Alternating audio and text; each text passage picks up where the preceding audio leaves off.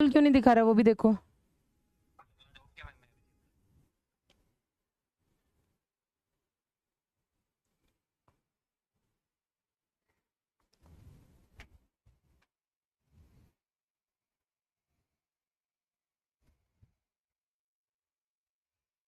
Hello, good evening everyone. Good evening, good evening. Finally चीज़ें काफ़ी better हो गई हैं। पहले तो आप लोग ये बताइए, साउंड बिल्कुल क्लियर है क्या? प्लीज़, नमस्ते नमस्ते, गुड इवनिंग। साउंड बिल्कुल क्लियर है? पहले आप मुझे ये बताइए प्लीज़, उसके बाद आगे बढ़ेंगे हम लोग। हाँ जी, साउंड में कोई इशू? पहले माइक में दिक्कत, माइक रिप्लेस हुआ, तब तक सीपीयू चल बसा। All clear? वीडियो क्लियर है? ऑडियो क्लियर है? आज स्लाइड मैप नहीं ऑन हो रहा है। आई डोंट नो सारे इश्यूज मेरी क्लास के लिए क्यों बैठे रहते हैं। सब वेट करते हैं कि मैडम की क्लास हो और फिर हम चालू हो जाएं, ऐसा ना। वॉइस स्लो है। कभी कभी मुझे लगता है कि मैं मर भी जाऊंगी ना तो भी शायद तुम लोगों के जो लिस्ट है, चेक लिस्ट, उसको शायद मैं फुलफिल नहीं कर पाऊंगी, क्योंकि अभी भी कुछ बच्चों को लक्ष्य नीट हिंदी 2025 ही रहा। अभी भी कुछ बच्चों को साउंड इशू आ रहा है। मैं पहले स्केड्यूल का ऑफिस में इन्फॉर्म कर दूं, फिर मुझे बोलेगा कोई तो भाई अपनी तरफ से सेफ खेल लेते हैं अपन, है ना। Camera quality not good. Slide में आपका आई नो बेटा, उसके लिए हम कुछ कर रहे हैं, देखते हैं क्या कर सकते हैं। हम्म। हाँ, मैंने हेलीकॉप्टर बेच दिया है और अब मैं बहुत रईस हो गई हूँ। हाँ। एक बोल रहा है आपने हेलीकॉप्टर बेच दिया, आवाज नहीं आ रही है। All clear? एक मिनट जो स्लाइड में आपका इशू सॉल्व कर लेते हैं। I know that is an issue. somebody is not picking the call. अभी किसको कॉल करना है?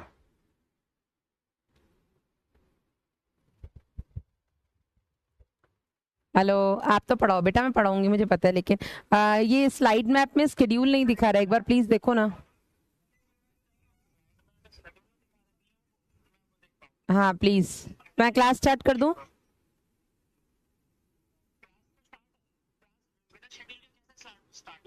मतलब स्टार्ट तो हो गई है, लेकिन मैंने भी पढ़ाना शुरू नहीं किया है, तो बच्चे बोल रहे हैं इसलिए।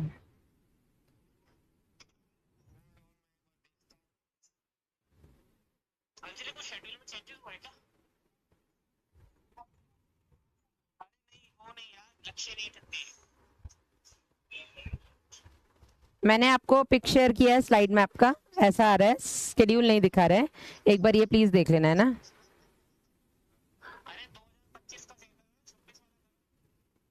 अच्छा 26 है। ओहो, 26 है लक्ष्य नीट।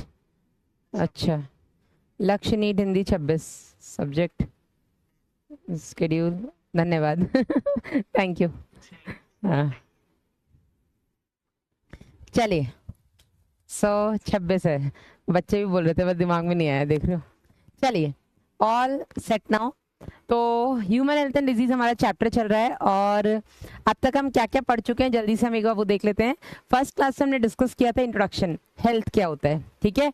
उस हेल्थ में हमने WHO की डेफिनेशन देखी थी। उसके बाद बेटा हम लोगों ने बात की थी कि हेल्थ को कौन कौन से कारक हैं जो अफेक्ट करते हैं, प्रभावित करते हैं, जिससे हमने देखा था आपका लाइफस्टाइल सबसे ज्यादा अफेक्ट करता है।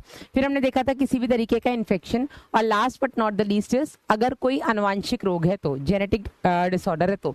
ये 3 कारक हैं बेटा जो हेल्थ को सबसे ज्यादा अफेक्ट करते हैं। फिर हमने देखा था रोग क्या होता है, अगर कुछ भी नॉर्मल नहीं है ना, if you are not feeling comfort, discomfort है, तो वो डिजीज है, ठीक है।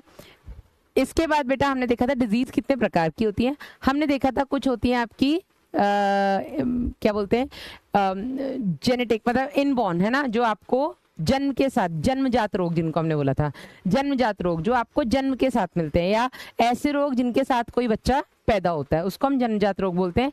ज्यादातर बेटा इसमें आनुवांशिक रोग आते हैं, लेकिन एड्स जैसे रोग भी आ सकते हैं आपके जन्मजात रोग में। हालांकि एड्स आनुवांशिक नहीं है, लेकिन एड्स गर्भवती माँ अगर HIV पॉजिटिव है तो उससे माँ बच्चे में जो भ्रूण में बच्चा है, जो माँ के गर्भ में जो बच्चा भ्रूण है उसमें बेटा वो ट्रांसफर हो सकता है, स्थानांतरित हो सकता है। ठीक है, तो ये हो गए आपके जन्मजात जिनको हम कंजेनाइटल भी बोलते हैं। दूसरे होते हैं बेटा आपके उपार्जित रोग, एक्वायर्ड डिजीजेस। ठीक है, उपार्जित रोग बेटा पूरे जीवन काल में कोई भी बच्चा अगर उसको कोई रोग होता है उसको हम उपार्जित रोग बोलते हैं। अब उपार्जित रोग भी दो तरीके के होते हैं, एक होते हैं आपके इन्फेक्शियस जिनको हम संक्रमित रोग बोलते हैं, दूसरे होते हैं आपके नॉन इन्फेक्शियस जिनको हम असंक्रमित रोग बोलते हैं। वॉइस स्लो है, बहुत बच्चे लिख रहे हैं तो थोड़ा मैं इस पर ध्यान दे देती हूँ। हालांकि इससे पहले यकीन की क्लास हुई थी, उसमें ऐसा कोई इशू नहीं आया था, लेकिन ठीक है आप लोग बोल रहे हैं तो हम एक बार चेक कर लेते हैं, कोई बहुत बड़ी बात नहीं है। उफ।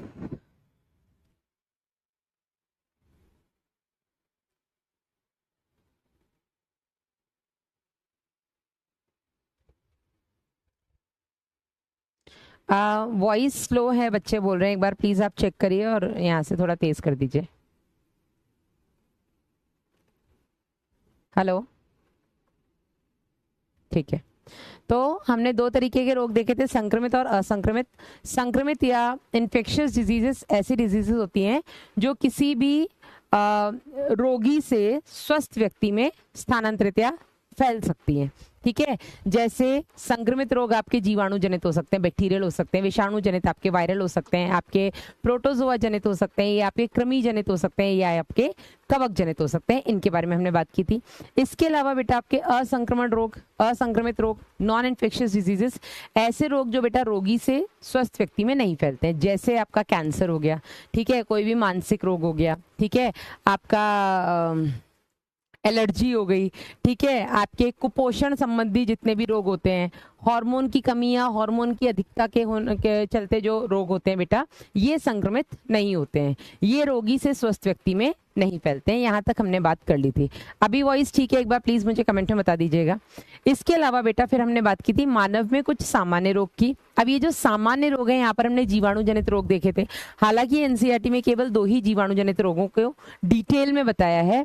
पहला है बेटा आपका टाइफाइड, दूसरा है आपका निमोनिया। लेकिन हमने बेटा इसके अलावा भी कई और रोगों के नाम देखे। ना केवल हमने नाम देखे, हमने उनके रोग जनक यानी कि कॉजेटिव एजेंट्स भी देखे, पैथोजेंस भी देखे, रोगजनक देखे। ठीक है, क्यों देखे? क्योंकि यहाँ से बेटा पिछले कई वर्षों में नीट में आपका क्वेश्चन आ चुका है और आने वाले समय में भी आ सकता है। फिर हमने बेटा आपकी बात की थी विषाणु जनित में केवल सामान्य जुकाम की। सामान्य जुकाम के साथ ही बेटा हमने सामान्य जुकाम और निमोनिया में अंतर भी देखा था। एक बार हम वापस से उसको रिपीट कर लेते हैं। निमोनिया और सामान्य जुकाम में अंतर हम एक बार रिवाइज करेंगे। निमोनिया बेटा आपका विषाणु से होने वाला रोग है, वहीं आपका सॉरी उल्टा बोल रही हूँ, निमोनिया आपका जीवाणु बैक्टीरिया से होने वाला रोग है, वहीं बेटा जो विषाणु जनित रोग है वो हो गया आपका सामान्य जुकाम। दूसरा, सामान्य जुकाम में आपका केवल ऊपरी श्वसन मार्ग जो होता है वो प्रभावित होता है, जबकि निमोनिया में आपके श्वसन मार्ग का निचला भाग जो होता है, जैसे कि आपके फेफड़ों के अंदर आपकी कुपिकाएं, एल्विलाई, ये अफेक्ट होती हैं। ठीक है, इसके अलावा बेटा हमने देखा था कि सामान्य जुकाम जो होता है उसमें आपको श्वसन संबंधी मतलब दिक्कतें आती है। दोनों के हमने सिम्टम्स देखे थे, यही दो मेन डिफरेंस तो यही दो थे। ठीक है ना, और क्या ऐसा, निमोनिया और सामान्य जुकाम यही था। एक विषाणु जनित, एक जीवाणु जनित है, एक में श्वसन मार्ग का ऊपरी भाग प्रभावित होता है, एक में निचला। ठीक है, इसके अलावा बेटा हम लोगों ने बात की थी आपके कवक जनित में, फंगल डिजीज में हमने बात की थी दांत खाज खुजली की। ठीक है, फिर हमने बात की थी बेटा आपके कृमि जनित में, कृमि से होने वाले में हमने बात की थी आपके एलिफेंटाइसिस जिसको हम हाथी पांव बोलते हैं। ठीक है, दूसरा इसमें बेटा हमने बात की थी कृमि जनित में आपका एस्केरियासिस की। और last but not the least हमने प्रोटोजोआ जनित में बात की थी। सबसे पहले आपका एंटमीबा हिस्टोलिटिका से होने वाला आपका अमीबियासिस जिसको हम अमीबियता बोलते हैं। और दूसरा बेटा हमने बात की थी मलेरिया की। मलेरिया होता है आपका प्लाज्मोडियम से। मलेरिया पर थोड़ी एक बार हम चर्चा फिर से करेंगे। मलेरिया बेटा जो होता है ये आपका प्लाज्मोडियम नामक रोगजनक से होता है। प्लाज्मोडियम एक प्रोटोजोआ है और इसकी कई सारी प्रजातियां हैं जो मलेरिया के लिए रिस्पॉन्सिबल है। इन कई सारी प्रजातियों में बेटा आपका Plasmodium vivax, Plasmodium oval, Plasmodium malariae और प्लाज्मोडियम फैल्सीपेरम है। इन सभी में बेटा प्लाज्मोडियम फैल्सीपेरम से होने वाला जो मलेरिया उसको हम मैलिग्नेंट मलेरिया कहते हैं और ये सबसे ज्यादा घातक होता है, जानलेवा होता है। ठीक है, फिर हमने बात की थी ये जो प्लाज्मोडियम है ये डायरेक्टली हमारे अंदर नहीं आ सकता, इसको एक संवाहक की जरूरत होती है, वाहक की जरूरत होती है, जिसको हम वेक्टर भी बोल देते हैं। और ये वाहक बेटा होती है आपकी मादा एनाफिलिस मच्छर, ठीक है, फीमेल एनाफिलिस मॉस्किटो। और ये जो फीमेल एनाफिलिस मॉस्किटो है बेटा, ये जब किसी भी संक्रमित फीमेल एनाफिलिस मॉस्किटो किसी भी स्वस्थ व्यक्ति को बेटा जब बाइट करती है, ठीक है, उससे बेटा ये प्लाज्मोडियम उस स्वस्थ व्यक्ति के शरीर में एंटर करता है। यहाँ तक सबको क्लियर था। फिर हमने ये भी देखा था बेटा कि ये जो प्लाज्मोडियम है इसको 2 होस्ट चाहिए होते हैं अपनी पूरी लाइफ साइकिल को, जीवन चक्र को कंप्लीट करने के लिए। पहला होस्ट होता है बेटा आपका प्राइमरी होस्ट, जिसको हम बोलते हैं प्राथमिक परजीवी, है ना, या प्राथमिक परपोषी इसको हम बोलते हैं। प्राथमिक परपोषी होता है इसका मादा एनाफिलिस मच्छर, वहीं इसका द्वितीयक परपोषी होता है बेटा इंसान, मानव। प्राथमिक परपोषी वो होते हैं जिसके अंदर ये अपने जीवन चक्र की लैंगिक जो अवस्था होती है, सेक्सुअल फेज को कंप्लीट करते हैं, वहीं द्वितीयक परजीवी के अंदर ये अपने जीवन चक्र की अलैंगिक एसेक्सुअल फेज को कंप्लीट करते हैं। ठीक है ना, यहां तक हम लोगों ने डिस्कस किया था। फिर इसका हमने जीवन चक्र देखा था।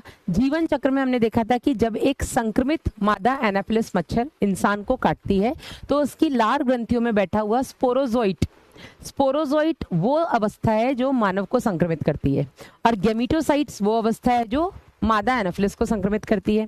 तो उसकी लार ग्रंथि में बैठे हुए जो स्पोरोजोइट जीवाणु जो होते हैं बेटा, वो सीधा हमारे रक्त से हमारे यकृत में पहुंचते हैं। यकृत के अंदर यकृत कोशिकाओं में जाकर के वो अलैंगिक जनन करते हैं, अलैंगिक गुणन करके वो अपनी संख्या बढ़ाते हैं, और फिर बेटा वो जब यकृत कोशिकाओं के अंदर उनकी संख्या बहुत ज्यादा बढ़ जाती है तो बेटा यकृत कोशिकाएं फट जाती है, हेपाटोसाइट्स फट जाते हैं। उनके फटने से बेटा ये जो आपके स्पोरोजोइट्स होते हैं ये एंटर कर जाते हैं हमारे रक्त में, रक्त के अंदर हमारी आरबीसीज में, और आरबीसीज के अंदर भी इसी तरीके से अलैंगिक जनन करते हैं। जब आरबीसीज बेटा फटते हैं, बहुत इंपॉर्टेंट था बेटा, जब आरबीसीज फटते हैं तो इनके फटने से केमिकल रिलीज होता है जिसको हम बोलते हैं हीमोजोइन। ये हीमोजोइन बेटा वो रसायन होता है जिसके रिलीज होने से जो मलेरिया का क्लासिक फीवर होता है, क्लासिक फीवर मतलब ऐसा फीवर केवल और केवल मलेरिया में ही आता है, हर 3 से 4 दिन में एकदम तेज फीवर आना, एकदम कपकपी छूट जाना, इतनी तेज ठंड लगना, उसके बाद गर्मी लगना और एकदम से पसीना छूटना, ऐसा बुखार हर 3 से 4 दिन में रिपीट होता है। और क्यों रिपीट होता है? इस हीमोजोइन के रिलीज होने के कारण। ठीक है, यहाँ तक हमने बात की थी। फिर वो जीवाणु आपके गैमेटोसाइट्स बन करके हम आपके ब्लड में रहते हैं। अब ये जो संक्रमित व्यक्ति है इसको जब कोई सामान्य मादा एनाफिलिस मच्छर आकर के काटेगी तो ये गैमेटोसाइट्स उसके आहार नाल में जाएंगे, उसकी आहार नाल में बेटा यहाँ पर निषेचन होगा दोनों गैमीट्स के बीच में, और फिर बेटा ये स्पोरोजोइट्स बन के उसकी लार ग्रंथि में स्टोर हो जाएंगे। यहाँ तक हमने बात की थी। ठीक है, किसी भी रोग के बारे में जब हम बात करते हैं तो आपको पता होना चाहिए रोग का नाम, कौन सा रोगजनक है जो बेटा रोग फैला रहा है। इसके अलावा हमने देखा था कि उस रोग के लक्षण क्या है, किस तरीके से उसका संक्रमण होता है और आपके वो किस अंग को प्रभावित करता है। यहाँ तक हमने बात की थी। लास्ट में जाते जाते हमने बात की थी कि आप इनसे बच कैसे सकते हैं, इनसे बचाव और रोकथाम। तो वहां पर बेटा हमने बात की थी कि सबसे पहला जो बेटा बचाव में आता है वो आता है आपकी साफ सफाई, हाइजीन, स्वच्छता। हाइजीन में एक था आपकी पर्सनल हाइजीन, एक थी आपकी एनवायरमेंटल हाइजीन। पर्सनल हाइजीन में आप अपने आप को कैसे साफ रख सकते हैं, डेली नहाना धोना, अच्छा खाना, अच्छा पानी, साफ जगह पे बैठना, अपने घर में सफाई, अपनी चीज़ों को जो आप छूते हैं उनकी सफाई। सामाजिक में हमने देखा था कि घर के आसपास भी गंदगी नहीं जमा होने देना, कहीं अगर पानी जमा होता है तो उसमें सफाई डिसइंफेक्टेंट उनमें ऐड करवाना। अगर आपको लगता है आसपास कोई ऐसी जगह जहाँ मच्छर ब्रीड कर सकते हैं, पानी रुका हुआ है, तो वहाँ पे आप जाके गंबूजिया मछली छोड़ सकते हैं। ठीक है, ये सब बेटा हमने जो भी आपके मतलब क्या बोलते हैं उसको, वेस्ट वगैरह जो होते हैं घर के, उनका प्रॉपर डिस्पोजल, ये आपकी सामाजिक सफाई में आता है। और इसके रोकथाम के लिए बेटा सरकार कई सारे प्रोग्राम चलाती है, जिनमें एक है आपका टीकाकरण, वैक्सीनेशंस, वो भी बेटा कई घातक बीमारियों से बचने के लिए ही है। ठीक है, यहां तक बेटा हमने सब पढ़ लिया था। डन? यहां तक किसी को कोई दिक्कत? एक बार थम्स अप करो तो हम आगे बढ़े।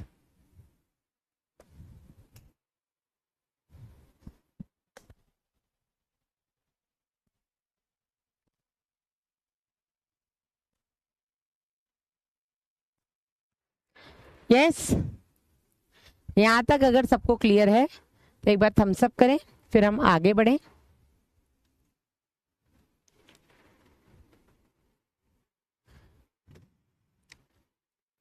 डन। चलिए, तो आज इसका है अपना लेक्चर नंबर 4 ही है ना, आज लेक्चर नंबर 4 ही है शायद से, ठीक है। और आज की क्लास में बेटा हम बात करेंगे प्रतिरक्षा यानी कि इम्यूनिटी की।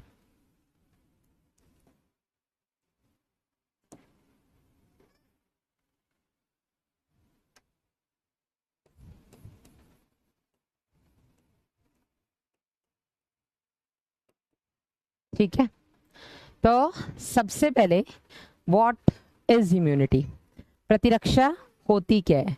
मैं चैट को स्टॉप कर रही हूँ, ठीक है, so that you and me we both can focus more on the topic, more on the board.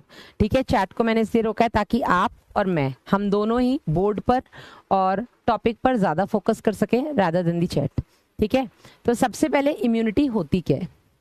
आपने एक बहुत कॉमन सी चीज सबने देखी होगी, ठीक है, सुनी भी होगी कि एक ही घर में 4-5 बच्चे हैं, ठीक है, चाचा ताऊ के सबके मिला करके, और उन 4-5 बच्चों में से एक आए दिन बीमार हो जाता है। सर्दी में बारिश हो गई, बीमार हो गया, ठीक है, अचानक से गर्मियां आई, बीमार हो गया, एक दिन गर्मियों में बारिश में भीग के आ गया, बीमार हो गया। ठीक है, कोई भी अगर बीमारी समाज में फैल रही है तो उस घर के एक बच्चे को ना हो तो घर में मतलब चिंता का विषय हो जाता है कि ये कैसे नहीं बीमार पड़ा, पूरा दुनिया बीमार पड़ी है। ठीक है, तो एक बच्चा जो हर चौथे दिन बीमार हो जा रहा है, उसी घर में एक दूसरा बच्चा जो सालों बीमार नहीं हो रहा है, और एक तीसरा बच्चा जो 6-7 महीने में एक बार बीमार हो जाता है। ठीक है, तो चैट थोड़ा सा ऑन करते हैं so that we can discuss here, है ना। तो एक घर में अगर 4-5 बच्चे हैं तो उन 4-5 बच्चों में एक आए दिन बीमार हो रहा है, एक महीनों में बीमार हो रहा है, तीसरा सालों में बीमार हो रहा है। तो आप मुझे बताइए, 3 ऑप्शन है हमारे पास, ठीक है, ए, बी और सी। ठीक है, एक ए जो है वो हर तीसरे दिन बीमार हो रहा है, हर तीसरे दिन इसको रोग लग रहा है कोई ना कोई, कुछ नहीं लग रहा तो लवेरिया लेके आ जा रहा है ये चौथे दिन, आज वो लड़की पसंद आ गई। ठीक है, बी बेटा हर तीसरे महीने बीमार हो रहा है, ठीक है, और सी हर तीसरे साल बीमार हो रहा है। ठीक है, हमने 3 बच्चों का एग्जाम्पल लिया 5 में से। ठीक है, एक हर तीसरे दिन बीमार हो रहा है, एक हर 3 महीने में बीमार हो रहा है, और एक हर 3 साल में बीमार हो रहा है ना। अब मुझे ये बताइए कि इनमें से बीमारी से लड़ने की क्षमता, बीमारी से लड़ने की या रोगजनक, बीमारी किसकी वजह से होती है, रोगजनक की वजह से होती है ना, तो रोगजनक से लड़ने की क्षमता किसकी बदतर है। एक होता है बेहतर, एक होता है बदतर, आई गेस बदतर होता होगा, है ना, बदतर। आप मुझे बताइए इनमें से, ये 3 ऑप्शंस हैं आपकी स्क्रीन पर, इनमें से बीमारियों से लड़ने की क्षमता किसकी सबसे बदतर है। मुझे पता था तुम्हारा आंसर पहले ही सी आएगा, इसलिए मैंने क्वेश्चन ही पलट दिया। हम माइंड गेम खेलते हैं, can you think of it. हाँ, लवेरिया लेके आ जा रहे, क्या करें। मैम आपने बाल क्यों कटाए बेटा, क्या बताऊं।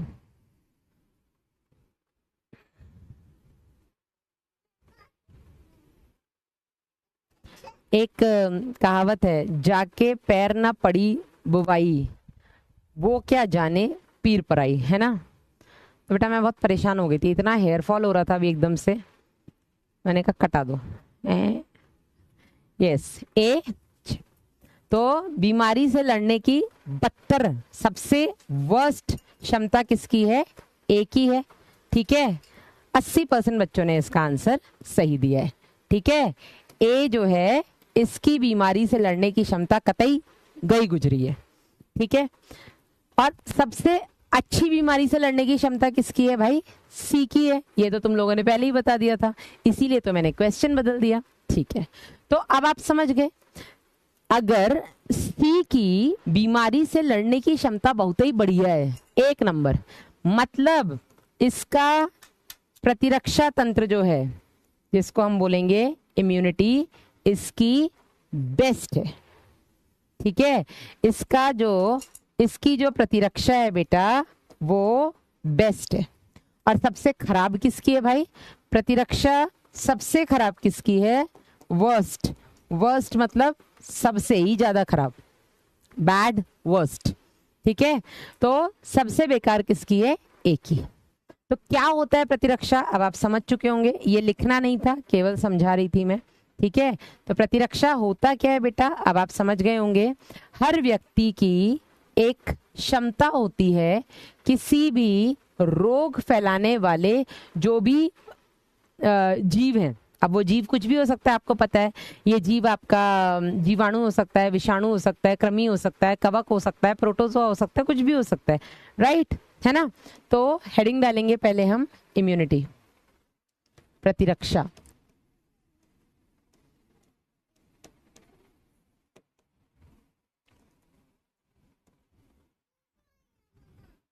कम है किसी भी व्यक्ति की रोगजनक से लड़ने की क्षमता प्रतिरक्षा कहलाती है। किसी भी व्यक्ति की रोगजनक यानी कि रोग फैलाने वाले जो जीव हैं, है ना, पैथोजन से लड़ने की क्षमता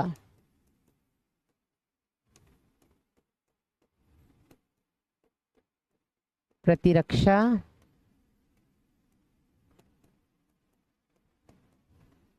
कहलाती है। The ability of a person's body to fight against pathogen is called immunity।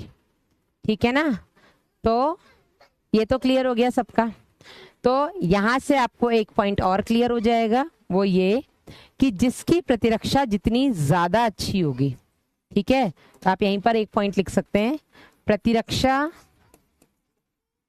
जितनी अच्छी होगी, जितनी अच्छी होगी, बीमारी उतनी कम होने की संभावना है या संभावना होगी। तो जिसका प्रतिरक्षा तंत्र जितना अच्छा है वो उतना कम बीमार पड़ेगा। ठीक है, और इस प्रतिरक्षा, ये जो रोगों से लड़ने की जो क्षमता है बेटा, इसके लिए हमारी बॉडी में एक पूरा सिस्टम है। जैसे हमने देखा था ना कि हम सांस लेते हैं तो उसके लिए वी हैव रेस्पिरेटरी सिस्टम, हमारे पास श्वसन तंत्र है, शरीर में रक्त, लसिका, इन सब का परिसंचरण हो रहा है, बॉडी में एक जगह से दूसरी जगह चीजें जा रही हैं, तो इसके लिए हमारे पास परिसंचरण तंत्र है। वो सब छोड़ दो, लास्ट ईयर की बात है, इसी साल की बात कर लेते हैं। एक बच्चा पैदा करने के लिए हमारे पास एक पूरा रिप्रोडक्टिव सिस्टम है, कई सारे अंगों का समूह है जो मिलकर के जनन तंत्र बना रहा है। ठीक है, इसी तरीके से बीमारियों से लड़ने की क्षमता या बीमारी फैलाने वाले जो कृमि हैं, जो जीव हैं, जिनको हमने रोगजनक बोला, उस रोगजनक से लड़ने की जो क्षमता है, इस क्षमता के लिए भी हमारे पास एक पूरा तंत्र है। ठीक है, तो हम लिखेंगे प्रतिरक्षा प्रदान करने के लिए प्रतिरक्षा तंत्र, जिसे हम बोलेंगे इम्यून सिस्टम, जिम्मेदार है। ठीक है, अब ये इम्यून सिस्टम में क्या क्या होता है इस पर हम बात करें। मनीषा कह रही मैम बाल कटवाने से हेयर फॉल कम होता है क्या? नहीं नहीं नहीं मनीषा, ऐसा नहीं है। बाल कटने के बाद मैनेजेबल हो जाता है। ठीक है, आप मैनेज कर सकते हो, आपको जो भी ऑयलिंग करना है, आपको जो भी अगर कुछ सीरम वीरम भी लगाना है फॉर हेयर ग्रोथ, इजीली लगा सकते हो। लंबे बाल होते हैं तो ये मतलब मेरे को तो हेडेक ही होता है। बहुत सालों बाद बाल इतने लंबे किए थे यार, बुरा तो बहुत लगा कटवाते समय, लेकिन ठीक है, for a change. I love long hairs. Voice, अरे अतुल धन्यवाद। क्रश क्यों भाई, आइडल मान लिया करो यार। क्रश व्रश अब मेरी उम्र में अच्छा नहीं लगता है ना। चलो डन। वॉइस का इशू आ रहा है क्या और लोगों को भी? एक बच्चा बोला मैम हेयर छिलवाने से। व्हाट इज हेयर छिलवाना मनोहर? हाँ, हेयर फॉल को कैसे रोके यार? मेरे को ना घरेलू नुस्खे बहुत सारे लोगों ने बताए, तो अभी तो आई वर्क ऑन दैट। जैसे बहुतों के काम आ रहे होंगे ये, मेथी का पानी लगाओ, है ना, या आपका क्या बताया, भिंडी को काट करके पानी में ओवरनाइट डाल दो और मॉर्निंग में उसका पानी लगाओ। ये तो खैर मैं नहीं कर पाऊंगी, हाँ, बट मेथी का पानी definitely I can. Yes, voice का इशू नहीं है? कुछ बोल रहे हैं वॉइस स्लो है? Voice is okay and clear. चलिए, ये हो गया बेटा। अब बात करेंगे प्रतिरक्षा कितने प्रकार की होती है। तो ये तो क्लियर हो गया प्रतिरक्षा क्या होती है, प्रतिरक्षा कितने प्रकार की होती है। अच्छा चलो, उस पर हम बाद में आते हैं। पहले आप ये बताइए, एक होता है लाइन ऑफ डिफेंस, है ना। प्रतिरक्षा हमने देख लिया, बीमारी से लड़ने की क्षमता या रोगजनक से लड़ने की क्षमता। अब हम बात करेंगे लाइन ऑफ डिफेंस। इसकी हिंदी क्या होती है आई डोंट नो, आप भी ऐसे ही लिखिए जैसे मैं लिख रही हूँ। इसको समझाने की जिम्मेदारी मेरी होती है, आपको पता है। लाइन ऑफ डिफेंस मतलब बचाव की लकीरें, ठीक है।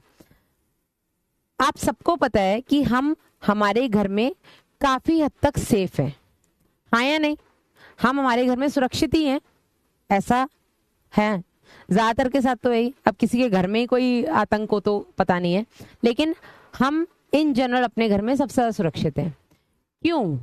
उसका रमीज रजा ऐसा चाटा दूंगी अभी, उसका कारण बताते हैं बेटा।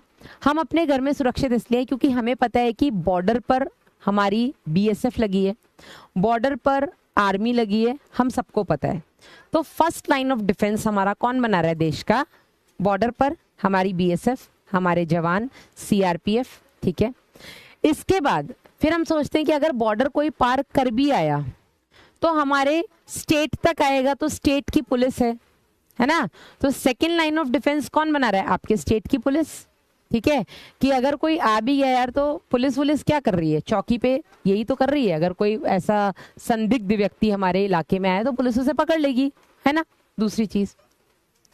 तीसरी चीज, फिर भी हमें लगता है कि अगर कोई घर में आ ही गया तो पापा है ना, भैया है ना, बचाएगा, है ना। एक छोटे बच्चे को लगता है कुछ भी है तो मम्मी पापा हैं, पापा बचा लेंगे, मम्मी बचा लेंगी।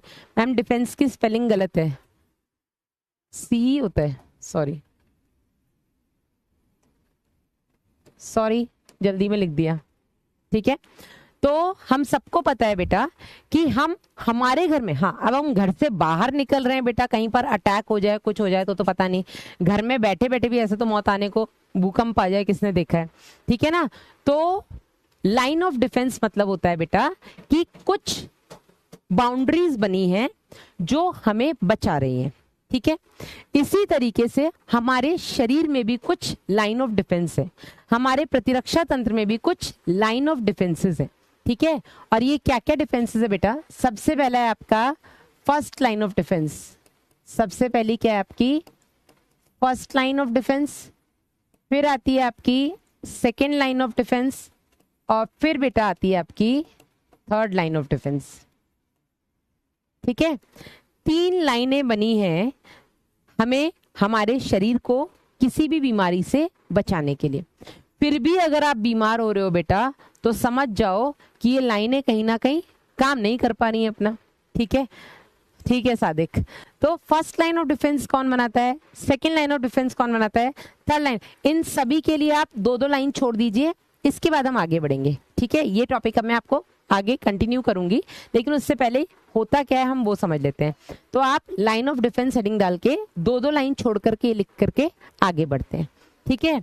अब जो प्रतिरक्षा होती है बेटा वो कितने प्रकार की होती है, जरा हम उस पर बात करें। तो प्रतिरक्षा यानी कि इम्यूनिटी आपकी दो प्रकार की होती है। सबसे पहले आती है आपकी सहज प्रतिरक्षा,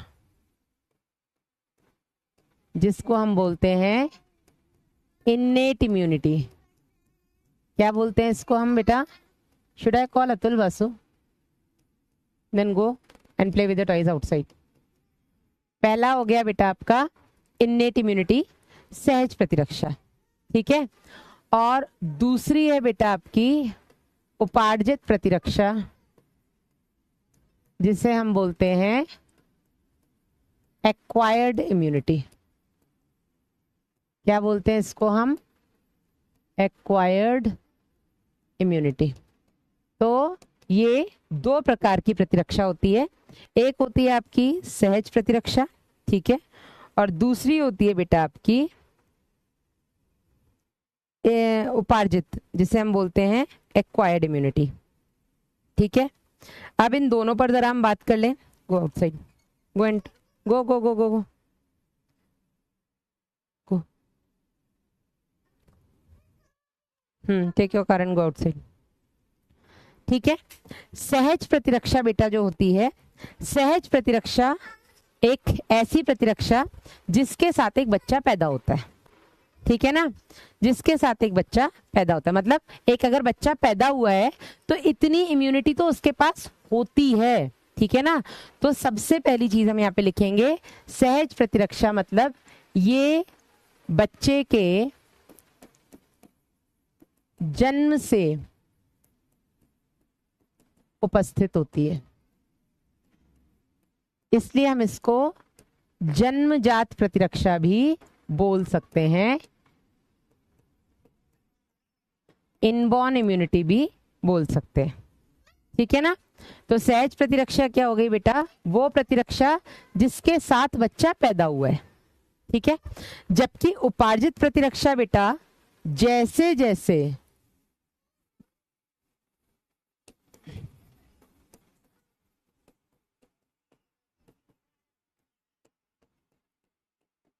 रोगजनक से मिलने पर विकसित करता है, ठीक है। तो ये बेटा हो गई आपकी जन्म से प्रेजेंट है, ये जन्म से नहीं प्रेजेंट है। ये जैसे जैसे हम हमारे अंदर कोई भी रोगजनक प्रवेश करेगा वैसे वैसे बेटा हमारी ये इम्यूनिटी विकसित होगी या डेवलप होगी, ठीक है। ये अंतर है इन दोनों में। पहली चीज क्लियर है, ठीक है। अब जो जन्मजात है बेटा ये अविशिष्ट यानी कि नॉन स्पेसिफिक प्रकार की होती है। अविशिष्ट यानी कि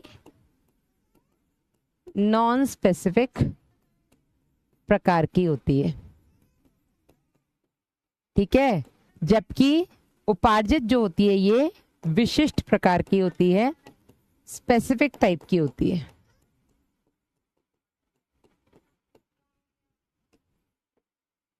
दूसरी चीज, ठीक है। अभी इसको मैं और एक एग्जाम्पल के साथ समझाऊंगी, ठीक है। तीसरी बेटा बात यहाँ पर जो आपको पता होनी चाहिए वो ये कि जो सहज प्रतिरक्षा होती है बेटा ये याददाश्त के सिद्धांत पर काम नहीं करती, या स्मृति बोलेंगे हम इसको, है ना। ये स्मृति यानी कि मेमोरी के सिद्धांत पर काम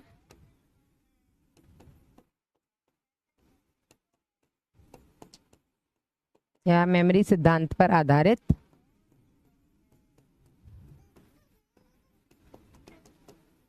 नहीं होती। जबकि उपार्जित प्रतिरक्षा जो होती है ये स्मृति के सिद्धांत पर आधारित होती है। Go outside.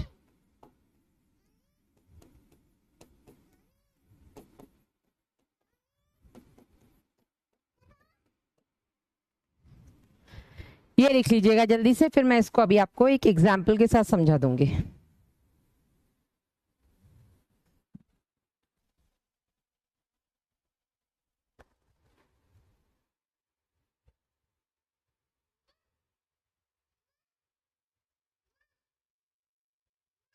हम्म,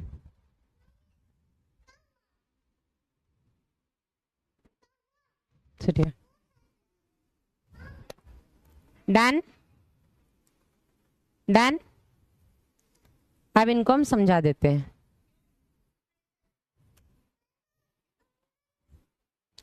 लिख लिया तो बताओ, फिर मैं इसको समझाती हूँ।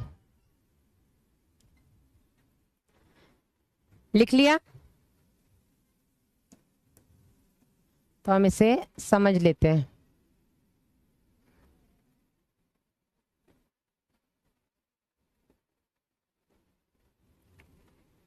डन। देखो, एक बच्चा है, जब बच्चा पैदा होता है तो उसको दूध पीना सिखाना नहीं पड़ता, हाँ या नहीं? आप सबको पता है, बच्चा पैदा होता है तो या तो माँ का दूध वैसे ही पी लेगा, माँ का दूध नहीं पीता तो उसको रुई के छोटे छोटे बॉल्स, कॉटन बॉल्स बना करके उसको दूध पिलाया जाता है। उससे पी ले रहा है तो ठीक है, चम्मच से दूध पिलाया जाता है, ठीक है, उसको निगलना आता है, वो निगल लेता है, ठीक है। अदरवाइज उसको लास्ट ऑप्शन है कि बॉटल लगा दो, बॉटल से पी लेगा, ठीक है। तो बच्चे को बचपन से पता है कि उसे दूध पीना है, वो पैदा हुआ है इस क्षमता के साथ कि मुझे अपना पेट तो भरना ही है। सोचो, बच्चे को किसने सिखाया है कि भूख लगती है? बच्चे को पता है कि जिंदा रहने के लिए खाना पीना तो पड़ेगा, अब खा तो सकता नहीं है पर पेट तो भरना पड़ेगा, इतना उसे पता है। तो जब उसे भूख लगती है वो रो देता है। किसने सिखाया? तुमने सिखाया कि भूख लगे तो रो देना, तभी मुझे बता? नहीं, उसे पता है, वो उसका जन्म हुआ है इस एबिलिटी के साथ कि अगर मुझे भूख लगेगी, मेरा पेट खाली होगा तो मैं रोऊंगा, ठीक है। इसी तरीके से एक बच्चा पैदा होता है तो पैदाइशी उसके पास कुछ ऐसी चीजें होती हैं जो किसी भी रोगजनक को शरीर में प्रवेश करने से रोकती हैं, जैसे त्वचा, ठीक है ना। ये हो गया आपका जन्मजात। उपार्जित प्रतिरक्षा, उपार्जित प्रतिरक्षा, बचपन में उसे सिर्फ दूध पता है ना, उसे ये पता है कि दूध के लिए रोना है, मुझे भूख लगेगी तो मुझे दूध मिलेगा, कुछ तो मिलेगा। मैम कॉटन से पहले साहिर, कॉटन से कैसे पूछ रहा मैम? साहिर, कॉटन के क्या होता है, बच्चे को ना बॉटल देना डॉक्टर्स अलाउ नहीं करते हैं, है ना। कुछ बच्चे ऐसा होते हैं जो माँ का फीडिंग लैच नहीं कर पाते हैं, माँ के निपल्स को, तो आप उसको डायरेक्ट बॉटल नहीं लगा सकते, क्योंकि अगर बच्चे को बॉटल मिल गई दूध की तो वो लैचिंग करने की मेहनत नहीं करेगा। सोचो, जन्मजात इतनी बुद्धि है बच्चे के पास कि अगर तुमने उसको पैदा होते, अगर वो माँ का दूध नहीं ले रहा है या माँ को दूध नहीं आ रहा है, शुरुआती कुछ दिनों में हो जाता है, कई बार ऑपरेशन से बच्चा होता है या समय से पहले बच्चा हो जाता है, तो कई बार ऐसा होता है कि माँ को तब तक दूध बनता ही नहीं है, निकलता ही नहीं है, ठीक है। तो उस कंडीशन में उसको फॉर्मूला मिल्क दिया जाता है, वो पानी में घोल करके। लेकिन उस टाइम पर बेटा अगर आप बॉटल लगा दोगे तो बच्चा कभी मेहनत नहीं करेगा, उस बच्चे को भी आलस और मेहनत पता है। तुम्हें पता है ना, तुम हमेशा शॉर्टकट ढूंढते हो, मैडम शॉर्ट नोट्स कैसे बनाए, है ना।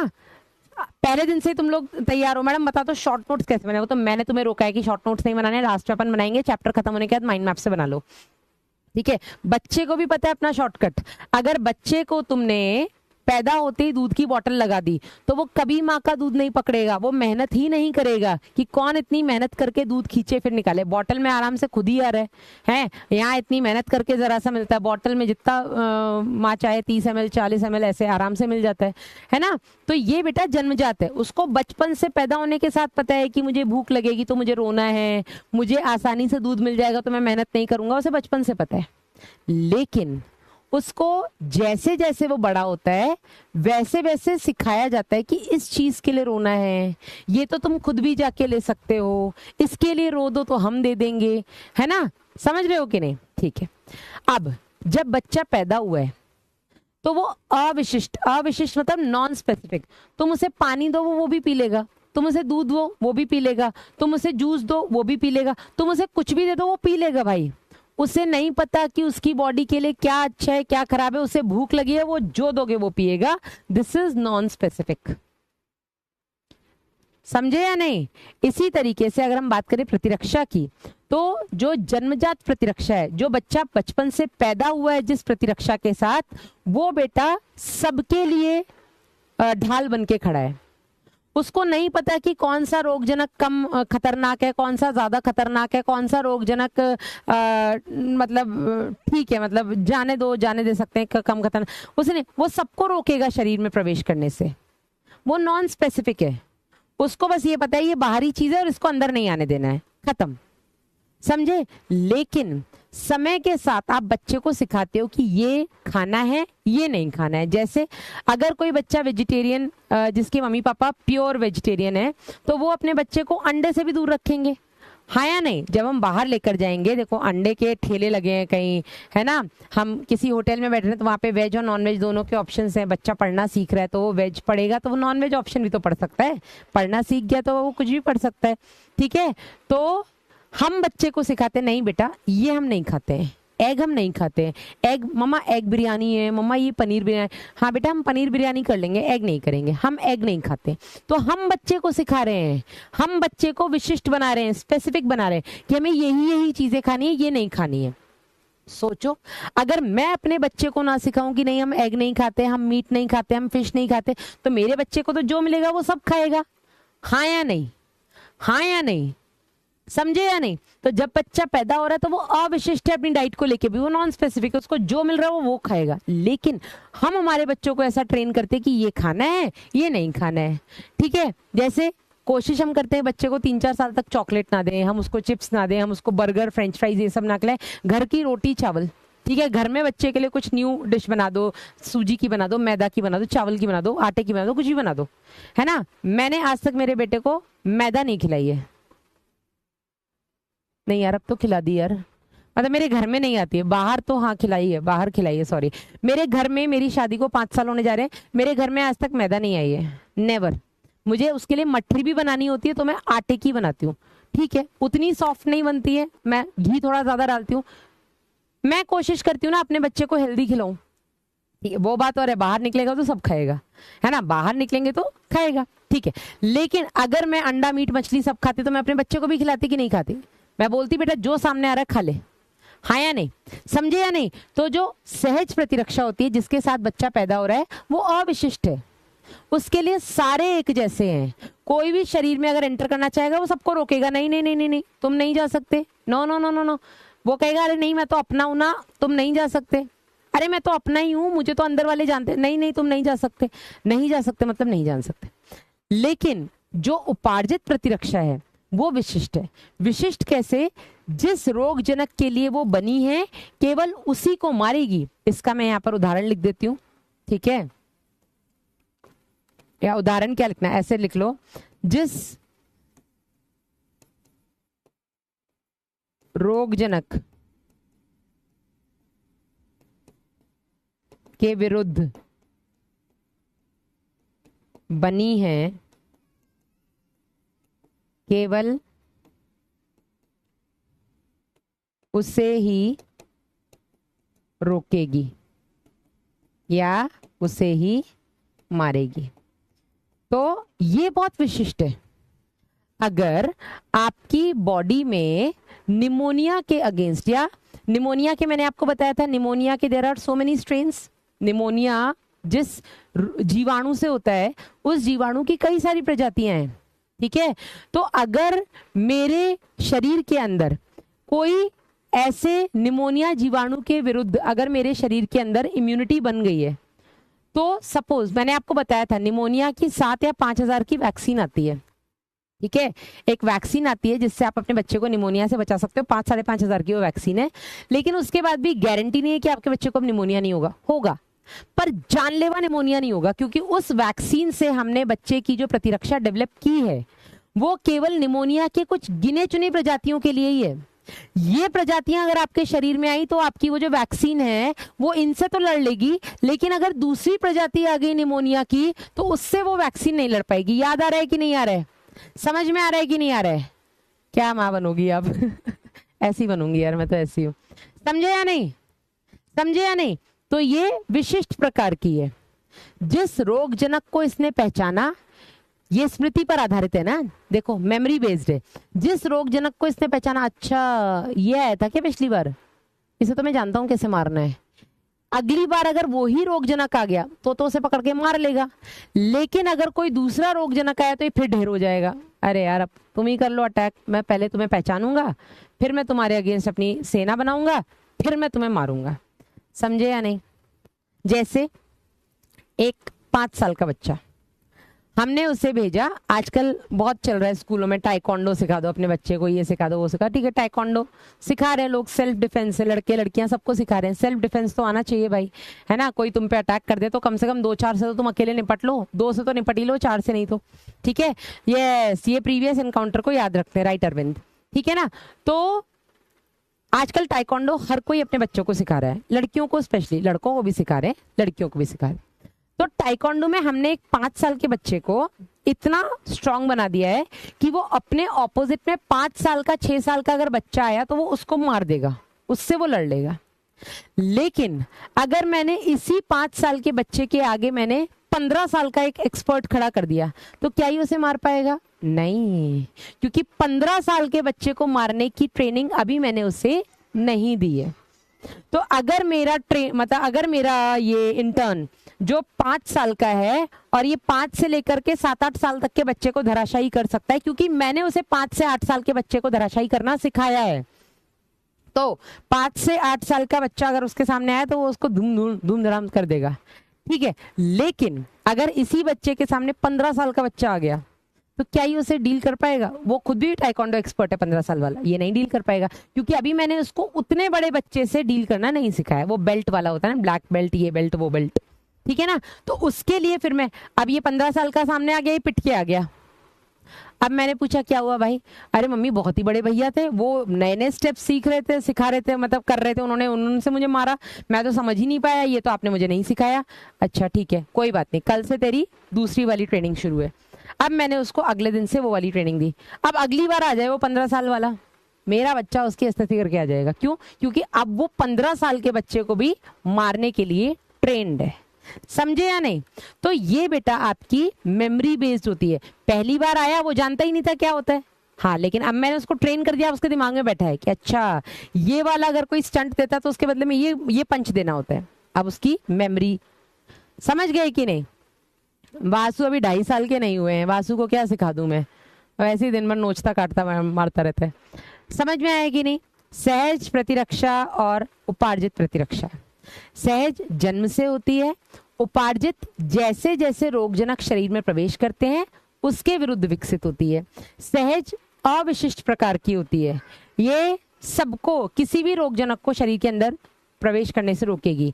लेकिन उपार्जित प्रतिरक्षा विशिष्ट होती है, ठीक है, ये जिसको जानती है केवल उसी को मारेगी, है ना। फिर जो आपकी सहज प्रतिरक्षा होती है, इसमें स्मृति वाला कोई फंडा लगता ही नहीं है, नो मेमोरी फंडा। लेकिन यहाँ पर जो आपकी उपार्जित प्रतिरक्षा है ये स्मृति के सिद्धांत पर आधारित होती है, ये याददाश्त पर बैठी है। अच्छा इसको तो अपन ने पहले भी देखा था, अच्छा ऐसे मारना है क्या? समझे कि नहीं? समझे या नहीं? चलो एक और एग्जाम्पल ले लेते हैं। हमने अब हमारे यहाँ देखो मुंबई टेरर अटैक हुआ था 26/11, शायद आप लोगों को नहीं पता होगा, आप लोग उस टाइम थे नहीं थे। 26/11 जो मुंबई अटैक हुआ था ताज पर, ठीक है, उस टाइम जो टेररिस्ट थे वो मुंबई में, ये समुद्र के रास्ते इंडिया में या मुंबई में एंटर हुए थे। हो सकता है उस टाइम पर वहां इतनी टाइट सिक्योरिटी नहीं रही होगी कि यहाँ से तो कौन ही आएगा, हाँ बॉर्डर पे हमने खड़े किए हुए हैं, उधर की सिक्योरिटी इतनी टाइट नहीं रही, या रही भी होगी सिक्योरिटी तो उनको आइडिया नहीं होगा कि ऐसे भी भेष में लोग आ सकते हैं। वो आ गए, अटैक कर दिया, चले गए, चले क्या गए, पकड़े गए, मारे गए, एक को तो फांसी भी हो गई, ठीक है, पहली बार था। लेकिन वो एक बार हो गया, अब हम सतर्क हो गए, अच्छा यहां से भी हो सकता है, ऐसे भी हो सकता है, तो हमने हमारी फोर्स को उस हिसाब से तैयार किया। उसके बाद कोई ऐसा अटैक हुआ क्या? नहीं। उस रास्ते से हुआ क्या? नहीं, क्योंकि हमारी फोर्स अब अलर्ट है, स्मृति बन गई है उसकी कि यहां से भी लोग इस तरीके से भी आ सकते हैं, तो यहां पर भी हमें सिक्योरिटी इस तरीके से रखनी पड़ेगी। समझे या नहीं? तो ये आपकी क्या हो गई? उपार्जित प्रतिरक्षा। डन। चलिए, नहीं पढ़ा है तो मूवी देख लो, 26/11 तो मूवी है, अपने इतिहास आपको पता होने चाहिए, पापा ने बताया था, पता होना चाहिए। Jaipur serial bomb blast, Mumbai attack, world में ट्विन टावर, वो ओसामा बिन लादेन ने जो अटैक कराया था, सोच रहे हो 121 मंजिल की बिल्डिंग में उसने सीधा फ्लाइट मतलब प्लेन घुसा दिया था। ये चीजें आपको पता होनी चाहिए भाई। पहलगाम अटैक तो बहुत ही दुखदाई है। चलिए ये क्लियर है। अब हेडिंग डालिएगा सहज प्रतिरक्षा। लाइन ऑफ डिफेंस पे भी हम रुके हुए हैं, बाद में बताऊंगी। हेडिंग डालिएगा सहज प्रतिरक्षा, इन्नेट इम्यूनिटी।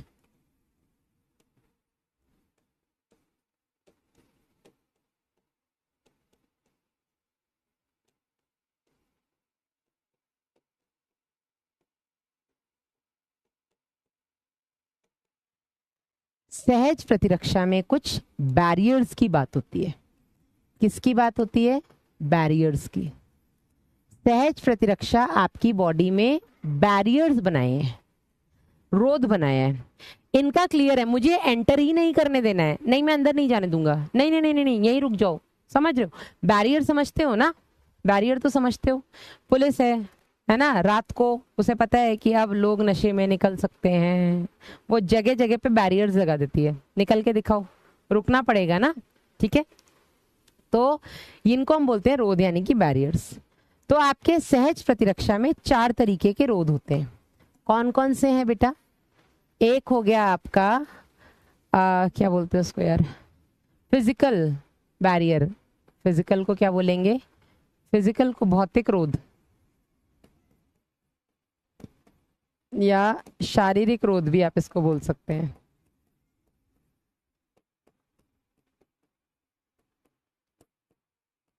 Physical barrier. दूसरा हो गया बेटा आपका कार्यकी रोध। इसे हम बोलते हैं फिजियोलॉजिकल बैरियर।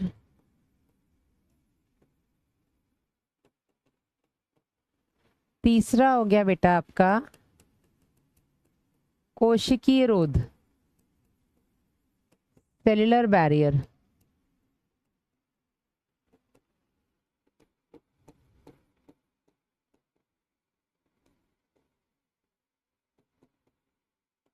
और चौथा हो गया बेटा आपका क्या बोलते हैं उसको, साइटोकाइन रोध। साइटोकाइन रोध, साइटोकाइन बैरियर।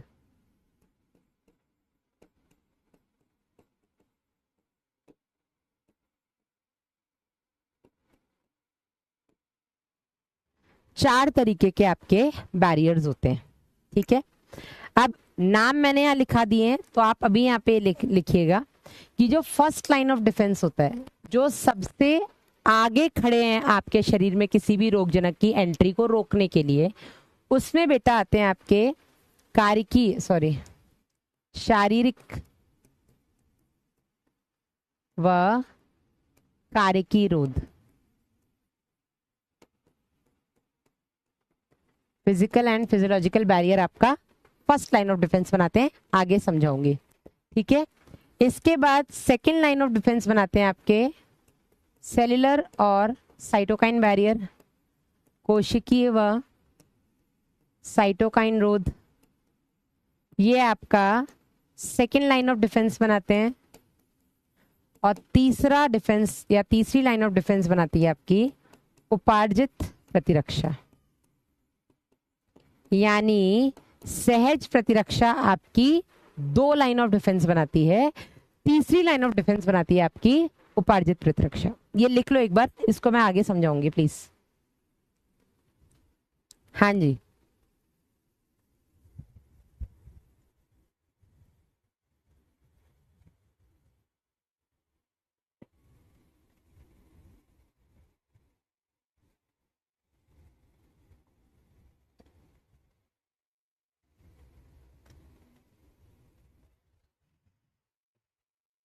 पानी पी लो जब तक, मैंने तो पी लिया।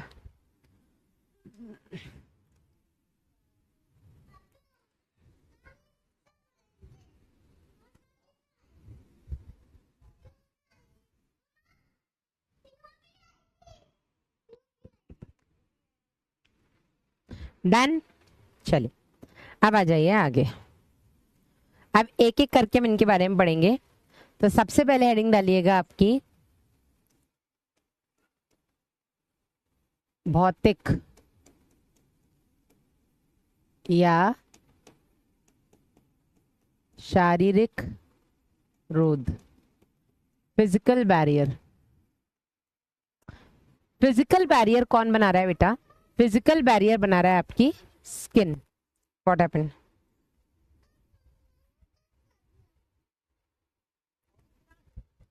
यस, तो सबसे पहले बेटा फिजिकल बैरियर कौन बना रहा है?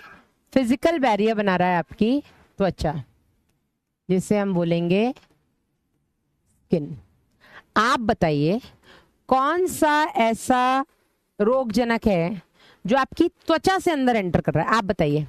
हमने टाइफाइड पढ़ा, टाइफाइड का जो सैल्मोनेला टाइफी जीवाणु है कैसे एंटर कर रहा है? अगर आप कंटामिनेटेड खाना खा रहे हो, कंटामिनेटेड पानी पी रहे हो, तो है ना अंदर जा रहा है, स्किन से एंटर नहीं कर पा रहा है। ठीक है, हमने देखा बेटा आपका दूसरा निमोनिया। निमोनिया का जो बेटा जीवाणु है, जो बैक्टीरिया है, वो भी आपका अगर सामने कोई छींक रहा है तो छींकने से आपके नाक से या मुंह से अंदर जा रहा है। ठीक है, तीसरा हमने देखा सामान्य जुकाम। ठीक है, कॉमन कोल्ड। तो कॉमन कोल्ड में भी बेटा मुझे लग ही रहा था तुम लोग ये करोगे मैडम, मलेरिया का प्लाज्मोडियम। बेटा मलेरिया का प्लाज्मोडियम स्किन से नहीं जा रहा है, मच्छर सीधा आपका खून पी रहा है। मच्छर खून पी रहा है तो डायरेक्ट उस खून में बेटा वो जा रहा है, आपकी स्किन को वो डायरेक्ट पार नहीं कर पा रहा है। ठीक है, हाँ। रही बात दांत खाज खुजली की बेटा, तो वो एक्सटर्नल है, दांत खाज खुजली इंटरनल नहीं है। दांत खाज खुजली स्किन के ऊपर इन्फेक्शन हो रहा है या इन्फ्लेमेशन हो रहा है, अंदर नहीं कर रहा है वो कुछ। समझ रहे हो कि नहीं समझ रहे हो? ठीक है ना। तो जो आपके फिजिकल बैरियर हैं, इसमें सबसे पहले आता है आपकी त्वचा, जिसको हम बोलते हैं स्किन। और दूसरे नंबर पे बेटा इसमें आता है आपकी आहार नाल,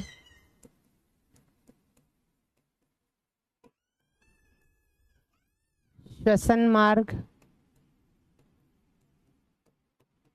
जनन मार्ग में उपस्थित या स्रावित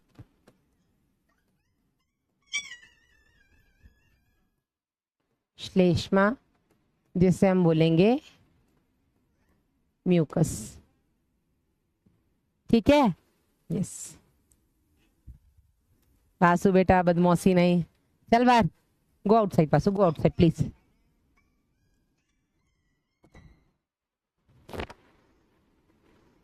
ही is talking to his nani, super excited mode में। हाँ, कोरोना मैडम कैसे गया था?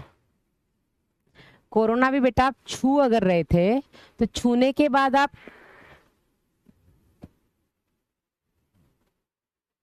ड्रॉपलेट, मैंने आपको पहले ही बोला बेटा कोरोना एक न्यूमोनिया का एग्जैजरेटेड फॉर्म था, बताया था कि नहीं? कोरोना निमोनिया का एग्जैजरेटेड, यानी कि निमोनिया का ही बहुत बड़ा रूप था, आप ऐसे समझ लो। निमोनिया में आप हो सकता है 15-20 दिन बाद सीरियस हो, कोरोना में आप इमीडिएटली सीरियस हो रहे थे। ठीक है ना। तो होता क्या है बेटा, जैसे आपकी आहार नाल है, ठीक है, चलो श्वसन तो हमने पढ़ा हुआ है, श्वसन पढ़ लेते हैं। जैसे ही आपका श्वसन मार्ग है, ठीक है, ये आपकी श्वसनी है,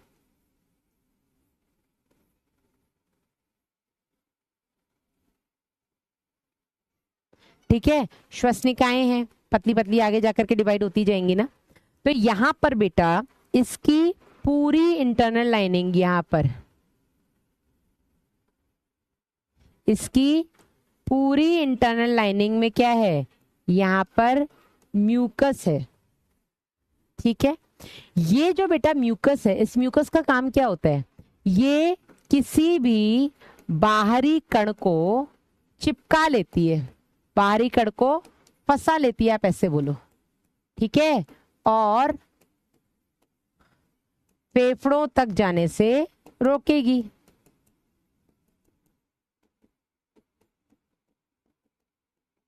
ऐसा ही था ना, ऐसा ही था। याद करिए, हमने देखा था कि जो आपका श्वसन पथ होता है उसके दो भाग होते हैं। एक होता है आपका कंडक्टिंग जोन, हाँ, इट ट्रैप्स द पैथोजन, और दूसरा होता है बेटा आपका एक्सचेंज जोन।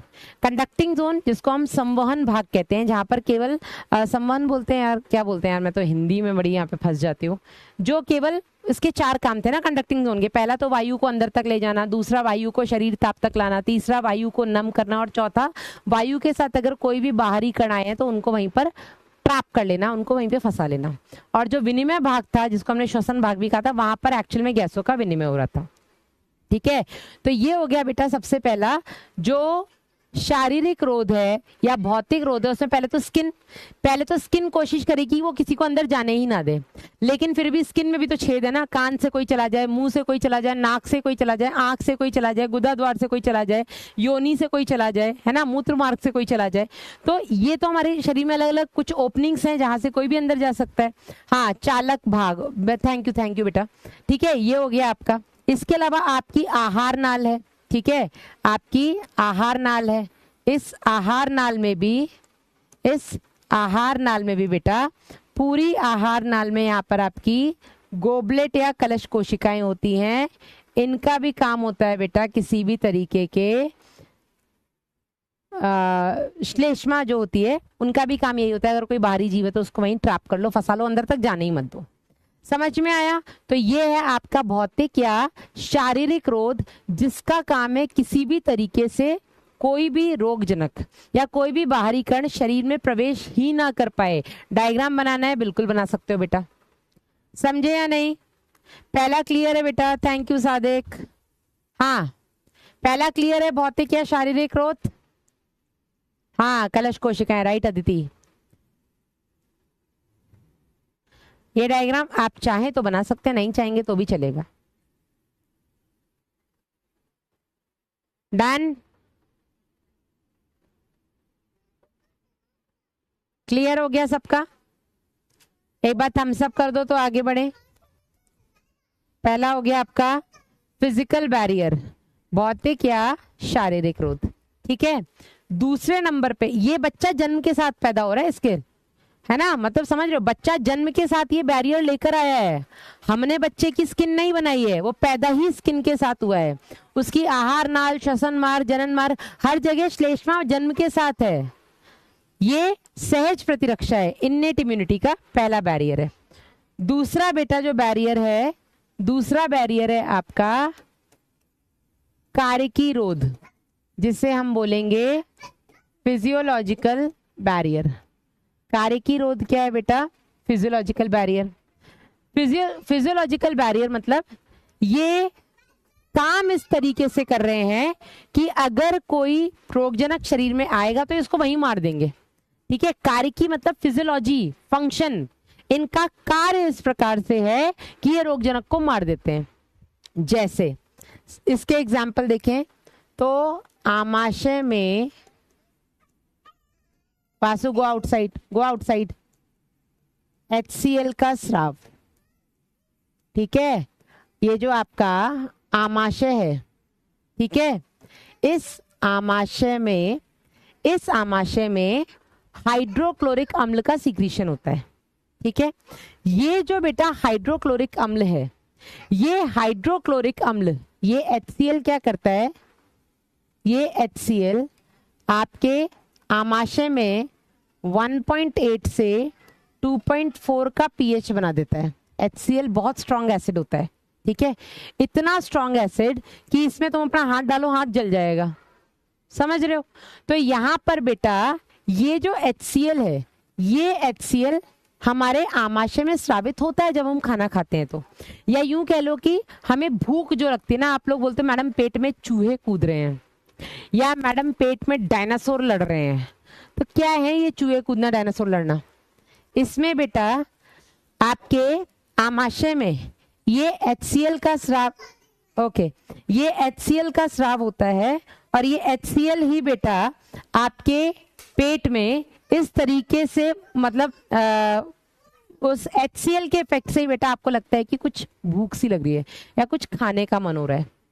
ठीक है, दूसरा बेटा हम लोग बोलते हैं कि टाइम से खाना खाना चाहिए। जो लोग टाइम से नहीं खाना खाते उनको अक्सर गैस बनना, एसिडिटी होना, एसिडिटी तो स्पेशली, ठीक है।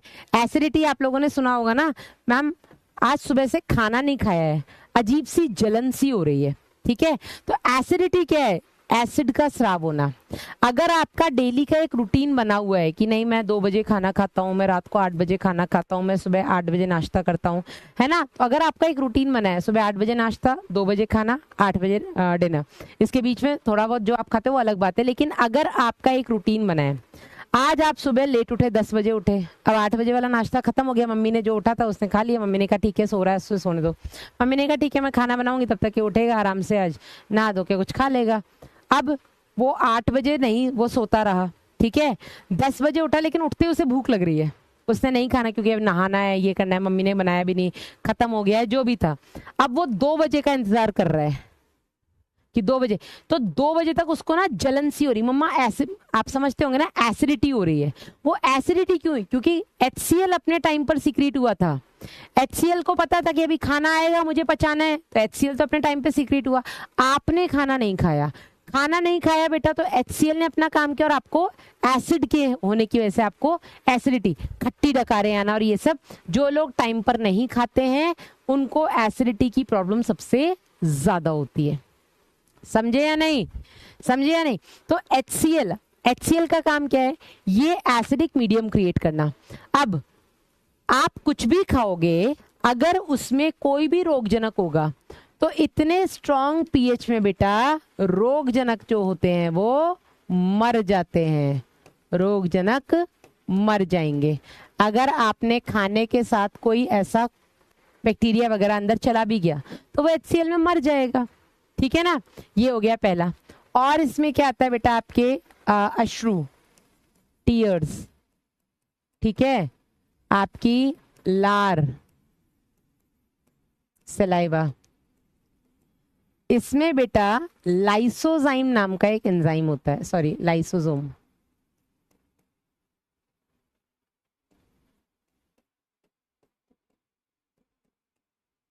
क्या लिख रही हूँ, लाइसोजाइम, सॉरी,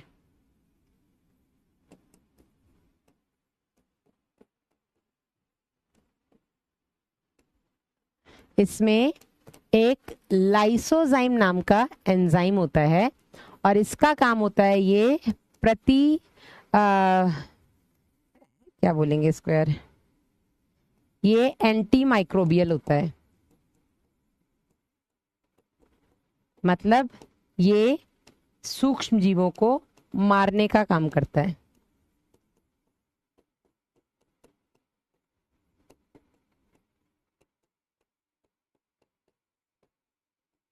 ठीक है, कई बार ऐसा होता है कि हम स्कूटर चला रहे हैं, साइकिल चला रहे हैं या कुछ भी, हेलमेट नहीं लगाया, चश्मा नहीं लगाया, अचानक से कोई कीड़ा छोटा सा आंख में घुस गया, होता है, सबके साथ हुआ होगा, ठीक है, आंख में चला गया, हमने इमीडिएटली गाड़ी साइकिल जो भी था रोकी और जब तक हमने उसको आंख से बाहर निकाला वो मर चुका होता है, ठीक है। टाइलिन बेटा सलाइवरी अमाइलेज होता है, राकेश आचार्य, जो आप टाइलिन एंजाइम बता रहे हैं वो आपकी लार में होता है, उस टाइलिन को हम सलाइवरी अमाइलेज या लार अमाइलेज के नाम से जानते हैं, वो स्टार्च का पाचन करता है, ठीक है। अभी हम लाइसोजाइम की बात कर रहे हैं। ये जो लाइसोजाइम है बेटा ये आपके टीयर्स में, आपके आंसुओं में होता है, ये लाइसोजाइम बेटा आपके लार में होता है और ये बेटा जो लाइसोजाइम होता है इसका काम होता है माइक्रोब्स को किल करना। अगर कोई छोटा मोटा कीड़ा मकोड़ा सूक्ष्म जीव आपके नेत्र में जा रहा है या कोई आपने खाने के साथ या कभी मुंह में ऐसे चला गया तो बेटा वो अंदर जा करके हमारी लार में, हमारे आंसुओं में लाइसोजाइम नाम का एंजाइम होता है, वो उसको नष्ट कर देता है, उसको मार देता है, ठीक है। ये हो गए आपके कारिकीरोध, लिख लिए। तो सबसे पहले तो फर्स्ट लाइन ऑफ डिफेंस कौन बना रहा है? आपका शारीरिक और कारिकीरोध। फर्स्ट लाइन ऑफ डिफेंस क्या कर रहा है? किसी भी सूक्ष्म जीव को या तो अंदर आने से रोक रहा है, ठीक है। तो सबसे पहले तो आपकी स्किन ही रोक रही कि अंदर ना चला जाए, चला भी गया अगर किसी छिद्र से बेटा तो वहां पर पूरी श्लेष्मा की एक लेयर बनी है कि वो अंदर पेनिट्रेट ना करे, फिर भी अगर चला गया तो बेटा आपका भौतिक रोध काम आता है। अच्छा यहाँ नहीं रुक पाया, आमाशय में चला गया तो आमाशय में बेटा HCl मार देगा, मुंह में गया तो मुंह में आपका ये लाइसोजाइम लार मार देगी, ठीक है, लार में जो लाइसोजाइम है वो मार देगा। आंख में चला गया, आपके आंख में एकदम से पानी आ जाएगा। आंसू में बेटा आपके लाइसोजाइम है, ये मार देगा, ठीक है। मैम लार में कितने एंजाइम पाए जाते हैं मनीष? कई पाए जाते हैं, लेकिन मेन आपका सलाइवरी एमाइलेज है जिसको हम लार एमाइलेज या टाइलिन बोलते हैं। दूसरा आपका ये लाइसोजाइम है, ठीक है। एंटी बैक्टीरियल होगा? नहीं बेटा, आप एंटी माइक्रोबियल लिखो। एंटी माइक्रोबियल होता है, ये माइक्रोब्स को मारता है, ठीक है। अब आपकी आंख में केवल बैक्टीरिया मरते हैं क्या? छोटा मोटा कीड़ा घुसता तो वो भी मर ही जाता है ना, है अरविंद? तो ये एंटी बैक्टीरियल नहीं है, हम इसको एंटी माइक्रोबियल बोलते हैं, ठीक है। ये तो नीट में आ चुका क्वेश्चन है 2016 में।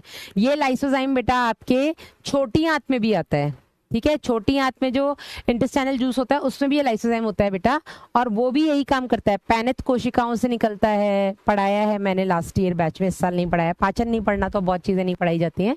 तो ये आपका नीट 2016 का क्वेश्चन है, ये एंटी माइक्रोबियल होता है, हम एंटी बैक्टीरियल नहीं लिखते हैं।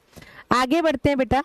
तीसरा है आपका, तीसरा रोध कौन सा है आपका? कोशिकीय रोध, जिसको हम बोलते हैं सेल्यूलर बैरियर। क्या बोलेंगे इसको हम? कोशिकीय रोध, सेल्यूलर बैरियर। अब नाम है कोशिकीय, मतलब कि कोशिकाएं यहाँ पर रोल प्ले कर रही हैं। तो अब यहाँ पर आपकी दो तरीके की कोशिकाएं होती हैं, ठीक है। एक होती है बेटा आपकी भक्षाणु कोशिकाएं,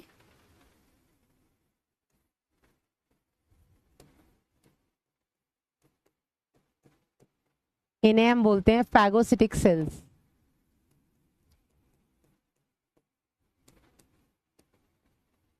phagocytic sales.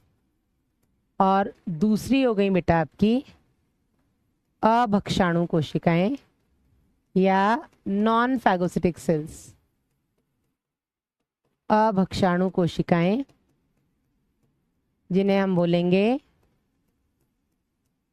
Non phagocytic sales. अब भक्षाणु मतलब जो खा जाती हैं, जो भक्षण कर लेती हैं। तो भक्षाणु कोशिकाओं में कौन कौन सी ऐसी सेल्स हैं बेटा जो भक्षण कर लेती हैं? तो इसमें आती हैं आपकी सबसे पहले इसमें आती है आपकी न्यूट्रोफिल्स।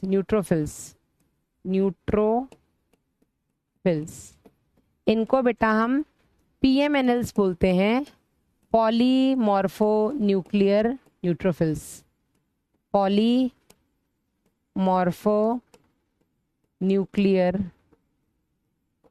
न्यूट्रोफिल्स, ये एक तरीके के WBCs हैं, आप सबको पता है, ठीक है। इसमें आ जाते हैं आपके मोनोसाइट्स, ये हम पढ़ चुके हैं लास्ट ईयर शरीर द्रव्य तथा परिसंचरण में। ये दोनों बेटा आपके एक तरीके के क्या हैं? ये दोनों आपके WBCs के टाइप हैं, है ना। श्वेत रुधिर कणिकाओं, ये 60 से 65% होते हैं, बिल्कुल सही है प्रशांत यादव, ठीक है। और तीसरे हो गए बेटा आपके यहाँ पर महाभक्षाणु कोशिकाएं जिन्हें हम बोलते हैं मैक्रोफेजेस। यस, महाभक्षाणु कोशिकाएं जिन्हें हम बोलते हैं मैक्रोफेजेस। ये आपके संयोजी ऊतक में पाई जाती हैं, याद करिए हमने सब पढ़ा हुआ है, ठीक है। ये हो गए आपके मैक्रोफेजेस।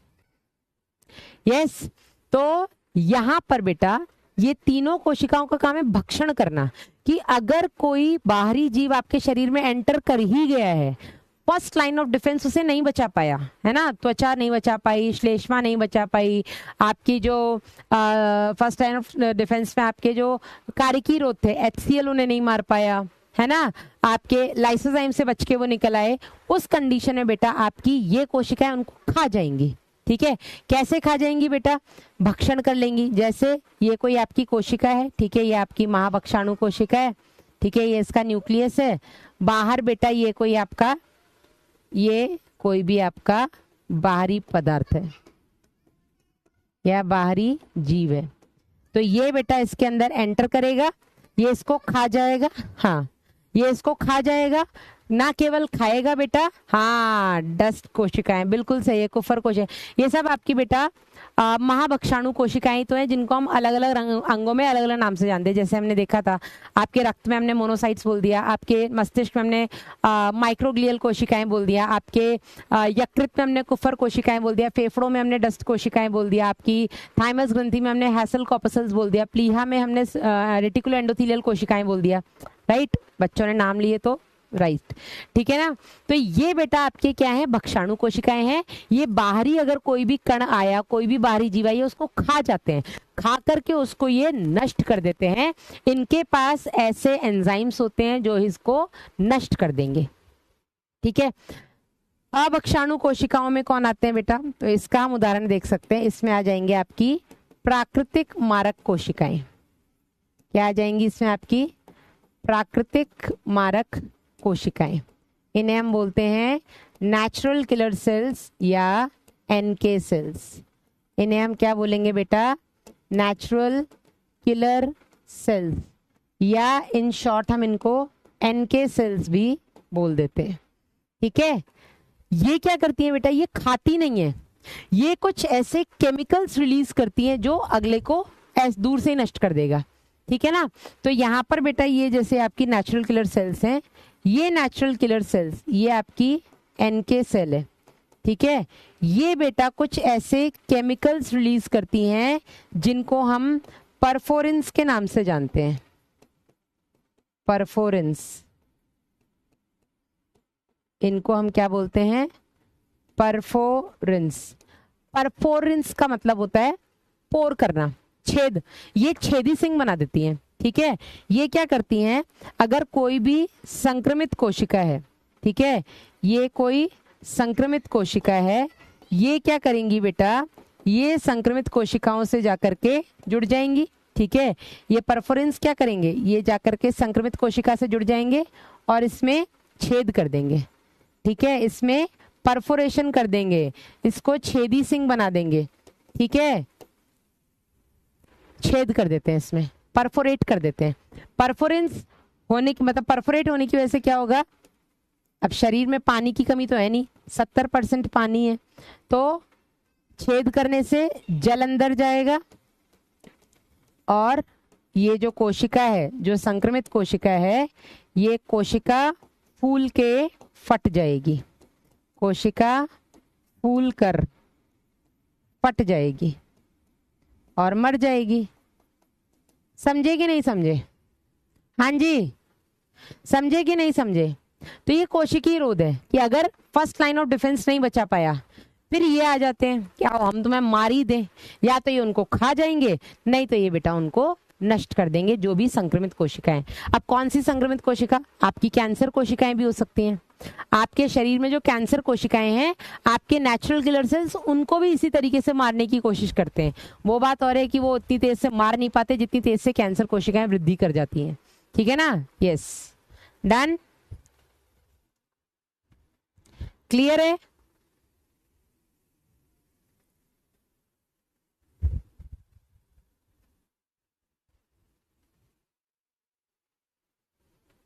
मैम मोनोसाइट्स क्या हैं बेटा, मोनोसाइट्स तुम लोग लास्ट ईयर नहीं पढ़े हो क्या, हाँ जी।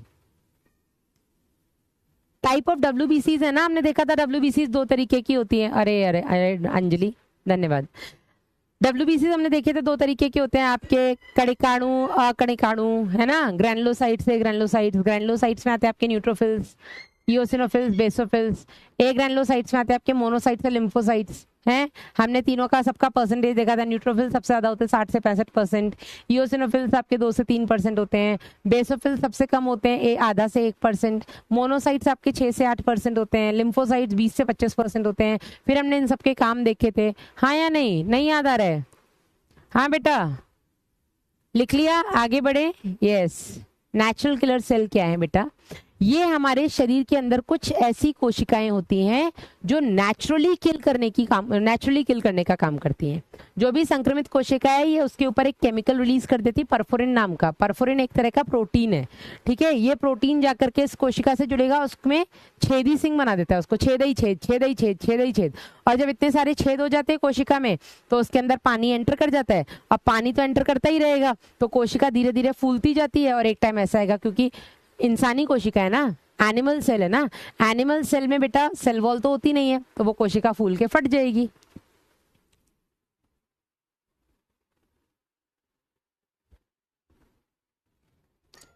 डन। ये हो गया आपका सेलुलर बैरियर या कोशिकीय रोध।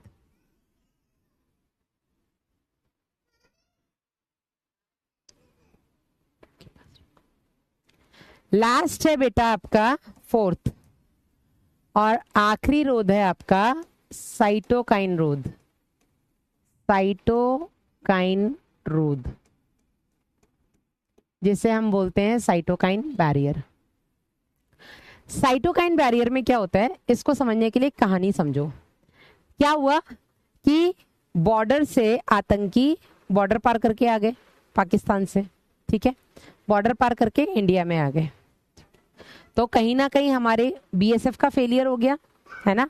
हमारी फर्स्ट लाइन ऑफ डिफेंस जो थी, यानी हमारी जो बीएसएफ थी, सीआरपीएफ थी, आर्मी जो थी, जो हमारे बॉर्डर पे खड़ी थी, कहीं ना कहीं उसका फेलियर हो गया, तभी तो टेररिस्ट अंदर आए ना। तो फर्स्ट लाइन ऑफ डिफेंस हमारी फेल हो गई, ठीक है। सेकेंड लाइन ऑफ डिफेंस में कौन आया, अपना पुलिस स्टेट। चलो उसने बॉर्डर पार किया, वो दिल्ली में एंटर हो गए, दिल्ली तो स्टेट है, ठीक है, ठीक है, यूनियन टेरिटरी है, वो दिल्ली में एंटर हो गए, और हुए ही है ना, दिल्ली में पार्लियामेंट अटैक हुआ था, तो वो आपके स्टेट में एंटर हो गए। स्टेट में एंटर कैसे हुए, क्योंकि स्टेट पुलिस का कहीं ना कहीं फेलियर हुआ, स्टेट पुलिस ने अपना काम ढंग से नहीं किया, है ना। स्टेट पुलिस अगर सही से काम करती तो कहीं ना कहीं इतने वेपन्स लेकर के कोई सीधा पार्लियामेंट में अटैक कर जाता क्या, ठीक है। तो जो भी था, तो आपका सेकेंड लाइन ऑफ डिफेंस भी फेल हो गया। जब second line of defence fail हुआ, और आप ये समझ लो आपके स्टेट की पुलिस फेल हो गई, ठीक है, वो जो भी टेररिस्ट थे वो आपके स्टेट में आ गए। अब स्टेट में आने के बाद वो आपके घर में घुस गए भाई साहब। कहाँ घुस गए, आपके घर में घुस गए। उन्होंने आप पर हमला बोल दिया। अब जब आप पर हमला हुआ तो आप भी पहले तो कोशिश करोगे ना, छटपटाओगे कि मैं ही मार दूं इसको, ठीक है। अगर आप मारे नहीं मारे, ऑब्वियसली वो बंदूक लेकर के आए, तुम घर में चाकू उठा भी लोगे, या तुम पढ़ रहे थे, तुमने सोचा इसी पेन को इसकी आंख में घुसा दूं, ठीक है, नॉट अ बैड आइडिया। तुम पढ़ रहे हो और उसने तुम्हें एकदम पीछे से आके बंदूक रख दी, चला नहीं रहा है लेकिन बातें कर रहा है, तो उस टाइम अपने दिमाग में क्या आएगा, सेल्फ डिफेंस। तो भाई देखो, जो सीखा है टाइकोंडो, जो नहीं सीखा है, अब बंदूक के आगे तो टाइकोंडो क्या ही करे, तुम लात उठाओगे वो सीधा गोली मार देगा तो क्या होगा बेटा, तुम पढ़ रहे हो, पढ़ते पढ़ते तुमने ये सोचा कि बस ये एक बार मेरे को ऐसे आगे आके बोले, मैं सीधा पेन की ये जो नोक है पेन की, मैं सीधा इसकी आंखों में घुसा दूं, ठीक है, तुमने इतना दिमाग चला लिया। अब सेल्फ डिफेंस, घर में सब सो रहे हैं, कोई आ गया तुम्हारे घर, ठीक है, तो तुम तो गए, तुम्हें पता लग गया कि मैं तो आज नहीं बचूंगा, बंदूक मेरे सर पे खड़ी है, तो क्या तुम बिल्कुल ही सरेंडर कर दोगे, नहीं, तुम चिल्लाओगे, हाँ या नहीं, चिल्लाओगे तो कम से कम कि पड़ोसियों को पता लग जाए, दूसरे रूम में मम्मी पापा दीदी भैया जो भी सो रहे हैं उनको पता लग जाए। मैं डरा नहीं रही हूँ, मैं तो आइडिया दे रही हूँ भाई, जो तुम्हारे पास शायद नहीं आएगा कि तुम पढ़ रहे हो तो पेन ही घुसा के उसकी आंख में मार दो, नहीं, मैंने दे दिया, देखो, है ना। तो क्या हुआ कि तुम चिल्लाए, और जब तुम चिल्लाओगे तो तुम्हारे आसपास सतर्क हो जाएंगे सब, तुम्हारे दूसरे रूम में या तुम्हारे पड़ोस में सब सतर्क कि कुछ तो हुआ है। और तुम क्या चिल्ला रहे हो कि आ गया, ऐसे बंदूक चला दी, ये बंदूक लेके आए, नहीं नहीं बंदूक मत चलाना, तो अगला सतर्क हो गया ना, अच्छा कोई बंदूक लेके आया है, तो या तो घर में रिवॉल्वर होगी तो वो निकाल लेगा, नहीं तो वो कुछ दूसरा तरीका ढूंढेगा, हाँ या नहीं, यस। तो यहाँ पर साइटोकाइन रोध में क्या होता है, ऐसी कोशिका जो वायरस से संक्रमित है, ठीक है, ये आपकी विषाणु संक्रमित कोशिका है, वायरस इन्फेक्टेड सेल है, विषाणु संक्रमित कोशिका है, ये आपकी वायरस इन्फेक्टेड सेल है भाई, वायरस ने मारा है इसको, किसी और ने नहीं मारा है, ठीक है, वायरस ने अटैक किया है इस पर। ये जब वायरस बेटा इसके सर पे आके बैठा, क्या बना रही हूं मैं,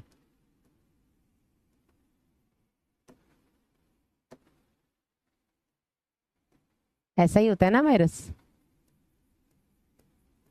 ये जब वायरस बेटा इसके सर पे आके बैठा, तो इस वायरस ने अपना जेनेटिक मटेरियल इसके अंदर डाला, आरएनए होता है, ठीक है। इस आरएनए से डीएनए बना, और डीएनए से फिर आरएनए बनेगा, आरएनए से प्रोटीन बनता है, ऐसा ही होता है ना, डीएनए से आरएनए बनेगा, आरएनए से प्रोटीन बनेगा। तो जो भी बेटा इसका, सॉरी, जो भी इसका सपोज आरएनए था, आरएनए से पहले ये डीएनए बनाएगा, डीएनए से फिर आरएनए, और आरएनए से प्रोटीन बनाएगा, ऐसा ही होता है, ठीक है। अगर डीएनए वायरस है तो डीएनए सीधा आरएनए बनाएगा, आरएनए से प्रोटीन बनाएगा।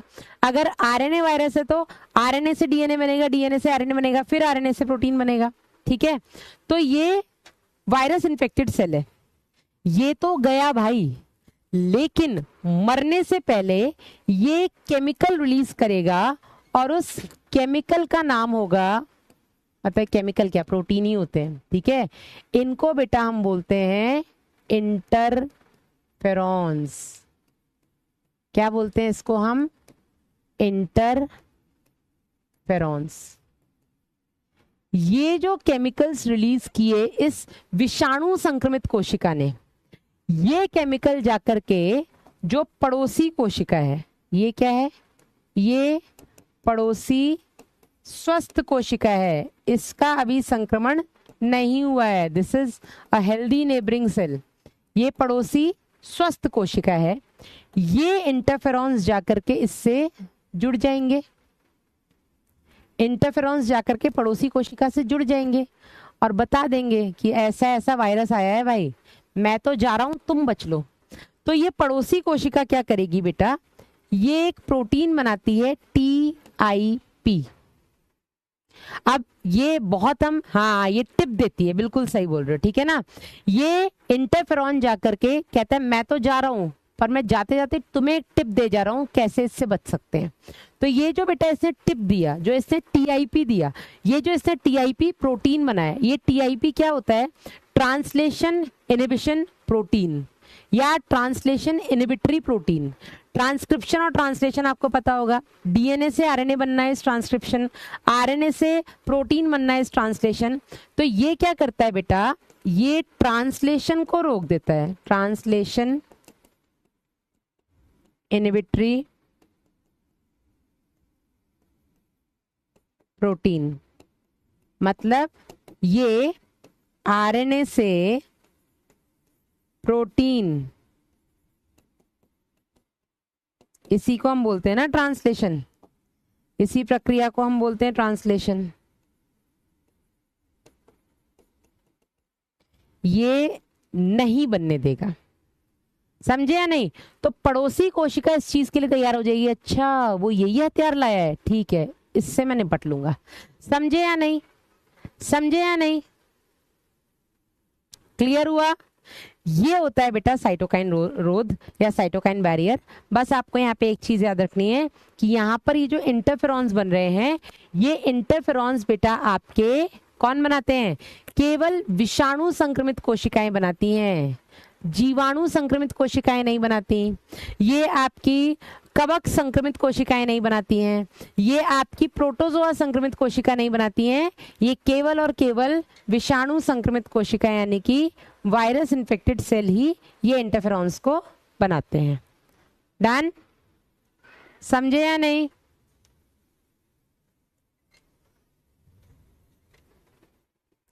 समझे या नहीं।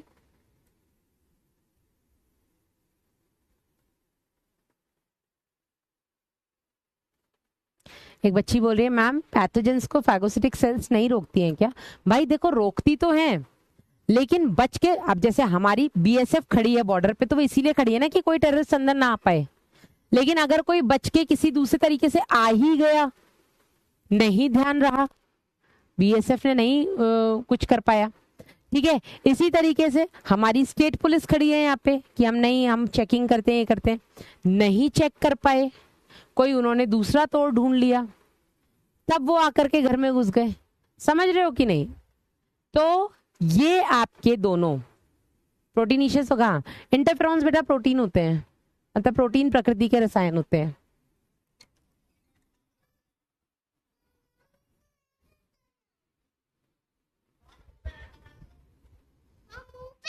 होल्ड इट,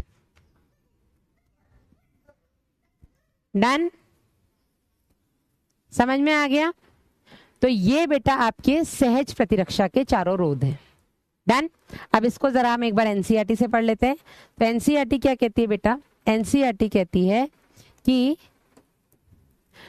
हमें हर रोज बड़ी संख्या में संक्रामक कारकों का सामना करना पड़ता है ना। ऐसा नहीं है कि अगर आप स्वस्थ हैं इसका मतलब आपको आज कोई बैक्टीरिया या आपको आज कोई वायरस या कोई प्रोटोजोआ, इससे आज आपका सामना नहीं हुआ, ऐसा नहीं है। सामना आपका डेली हो रहा है। आप डेली कुछ ना कुछ खा रहे हो, तो कुछ ना कुछ तो बैक्टीरियाज तो हर जगह है भाई, बैक्टीरियाज तो कहीं पर भी होते हैं।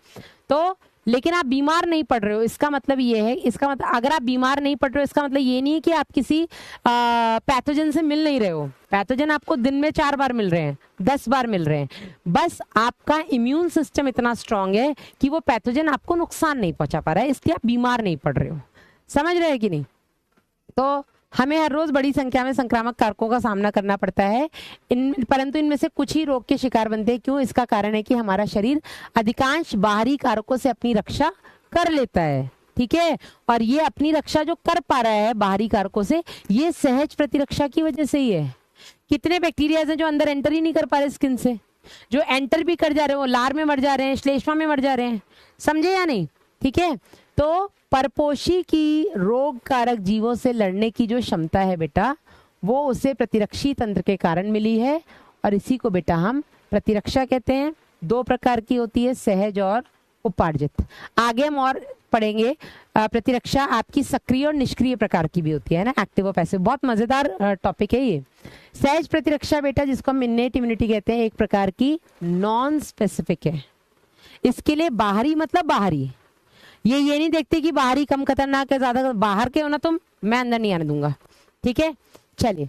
तो जो जन्म के समय से मौजूद होती है, ये हमारे शरीर में बाह्य कारकों के प्रवेश के सामने अलग अलग प्रकार के बैरियर बना करके खड़ी है। ठीक है, 4 प्रकार के होते हैं रोध। शारीरिक रोध, जिसको हम फिजिकल बैरियर कहते हैं, हमारे शरीर पर त्वचा बेटा मुख्य शारीरिक रोध है, जो किसी भी तरीके के माइक्रोब को शरीर में एंटर करने से रोकता है। श्वसन में, जठर में, आपके जठरांत पथ में, जनन मूत्र पथ में बेटा आश्रित करने वाली जो एपिथीलियम है, वहां पर श्लेष्मा का स्राव होता है। ठीक है, और ये शरीर में अगर कोई रोगाणु एंटर कर भी गया है तो उसको रोक लेती हैं, फंसा लेती हैं, अंदर तक नहीं जाने देती। ठीक है, दूसरा है आपका कायिकी रोध, जिसको हम फिजियोलॉजिकल बैरियर बोलते हैं, जैसे आमाशय में HCl, मुंह के अंदर लार, आंसू में आपका और लार में लाइसोजाइम का प्रेजेंट होना, ये भी बेटा एंटी माइक्रोबियल होते हैं, ये भी मार देते हैं कोई भी अगर माइक्रोब एंटर कराए। कोशिकीय रोध में हमारे शरीर के रक्त में कई सारे, रक्त में बहुरूप केंद्रक श्वेताणु उदासीन रंजी, PMNL, न्यूट्रोफिल्स, PMNLs। ठीक है, इनको हम पॉलीमॉर्फो न्यूक्लियर क्यों बोलते हैं? क्योंकि इनका याद करिए, न्यूट्रोफिल्स में जो न्यूक्लियस होता है उसमें 5 लोब होते हैं, मल्टी लोबुलर होता है, हाँ या नहीं? जो न्यूट्रोफिल होता है, इस न्यूट्रोफिल में बेटा जो न्यूक्लियस होता है, ऐसा ही कुछ होता है ना।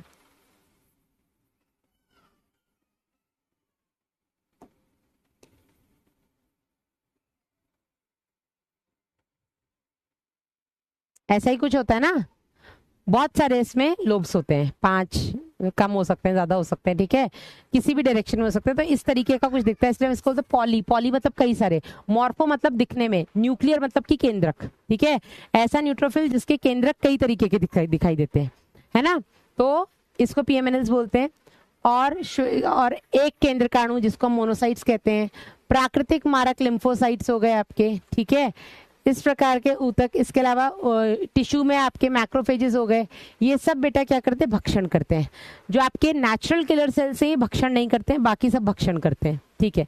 साइटोकाइन बैरियर्स में आपके विषाणु संक्रमित कोशिकाएं इंटरफेरॉन्स नाम का प्रोटीन स्रावित करती हैं, जो असंक्रमित कोशिकाओं को विषाणु संक्रमण से बचाती हैं। कैसे बचाती हैं ये मैंने आपको बता दिया, ठीक है। ये हो गया बेटा आपका क्या, इन्नेट इम्यूनिटी, ठीक है। तो आज के लिए इतना ही, आगे हम बात कर लेते हैं, क्वेश्चंस कर लेते हैं कुछ।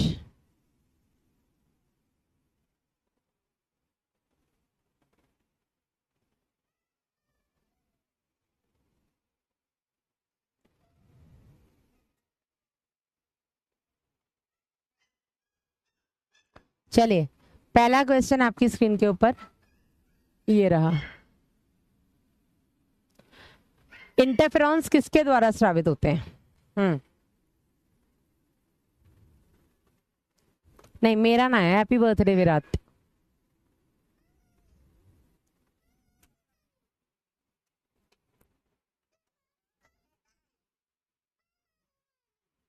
ऑन फोन और पढ़ा दीजिए, अभी 7:52 हो गया है बेटा। अब उपार्जित प्रतिरक्षा उठाऊंगी, टॉपिक तो थोड़ा लंबा जाएगा। हेडफोन शेप के बेटा अलग होते हैं, इओसिनोफिल्स। डन। चलिए, तो आपके इंटरफेरॉन्स कौन स्रावित करता है? यकृत,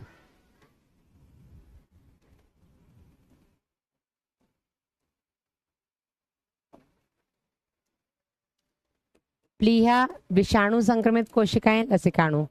सी हो गया। डीपीपी कर लेना, डीपीपी मैंने क्वेश्चंस अच्छे दिए हैं इसके। 78% बच्चों का, नहीं 77% बच्चों का लगभग से, काजल, साहिल और निर्मल। नेक्स्ट क्वेश्चन ये देखिएगा, ये हमने पढ़ा दिया है क्या? हाँ, पहले हम क्वेश्चन पढ़ लेते, फिर मैं पोल स्टार्ट करती हूँ। निम्न कथनों पर विचार कीजिए। जन्मजात प्रतिरक्षा अविशिष्ट प्रकार की रक्षा है जो जन्म के समय उपस्थित होती है। दूसरा, अधिग्रहित, इसको हम बोलेंगे उपार्जित, ठीक है। अधिग्रहित इस उपार्जित प्रतिरक्षा जो है बेटा, ये रोगजनक विशिष्ट होता है और स्मृति द्वारा विशेषता दर्शाता है, मतलब इसमें स्मृति की विशेषता होती है।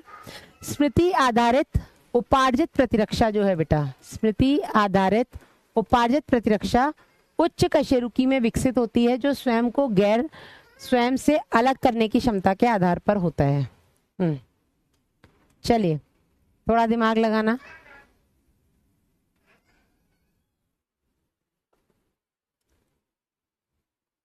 गुड नाइट बेटा।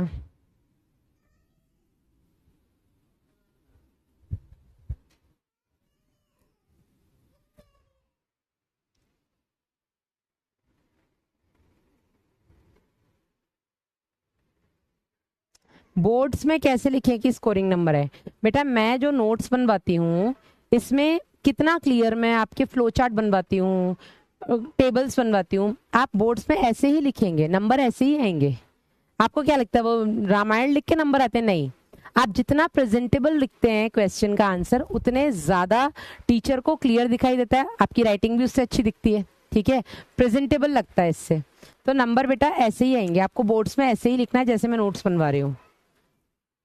नीट के और बोर्ड्स के नोट्स अलग अलग नहीं होते हैं, बस क्वेश्चन करना। क्वेश्चन टफ है ये, तो थोड़ा टफ भी दो यार, सब इजी करना है क्या? चलो, तो सबसे पहले जन्मजात प्रतिरक्षा नॉन स्पेसिफिक होती है, ठीक है, जन्म के समय से उपस्थित होती है, बिल्कुल सही है, ठीक है। कौन सा सही है पूछा है ना। उपार्जित प्रतिरक्षा रोगजनक विशिष्ट होती है, स्पेसिफिक होती है, और ये मेमोरी के प्रिंसिपल पर बेस्ड होती है। I will give you. जो आपकी मेमोरी बेस्ड उपार्जित प्रतिरक्षा है बेटा, ये उच्च कशेरुकी जैसे हमारे अंदर बेटा विकसित है ना, और ये अपनी और दूसरी, अपनी और पराई कोशिकाओं पर डिफरेंस कर सकता है, ठीक है ना।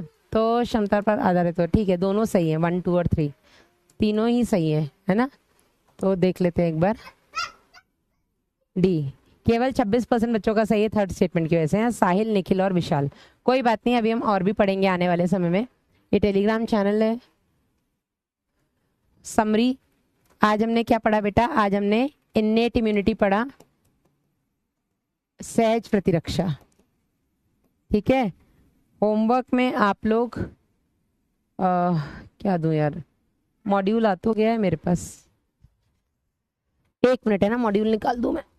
अरे यार ये तो बड़ी दिक्कत होगी। लक्ष्य नीट भौतिक विज्ञान नहीं चाहिए।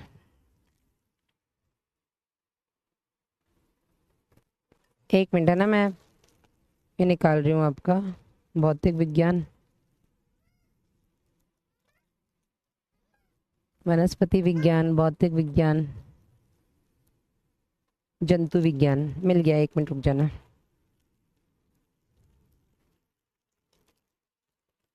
मॉड्यूल तो तुम लोगों का तो था ना मेरे पास, मैं तुम्हारा क्यों अलग से निकाल रही हूँ। 1 मिनट।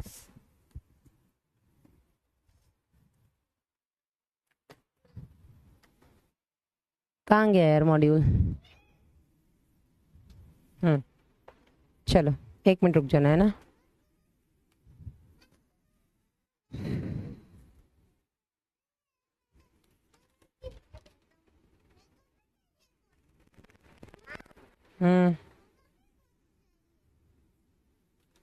Go from here. प्रारंभ अभ्यास 1 से अभी हम लेते हैं।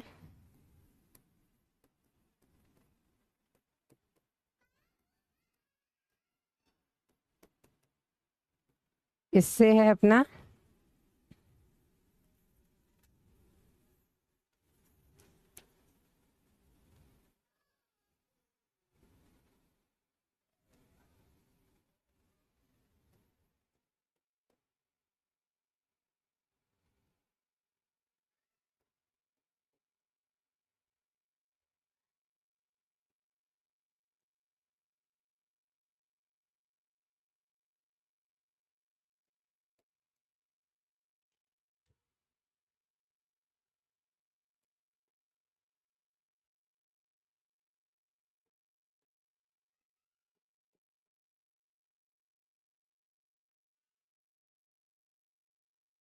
ठीक है, अभी इतना ही रखते हैं ना।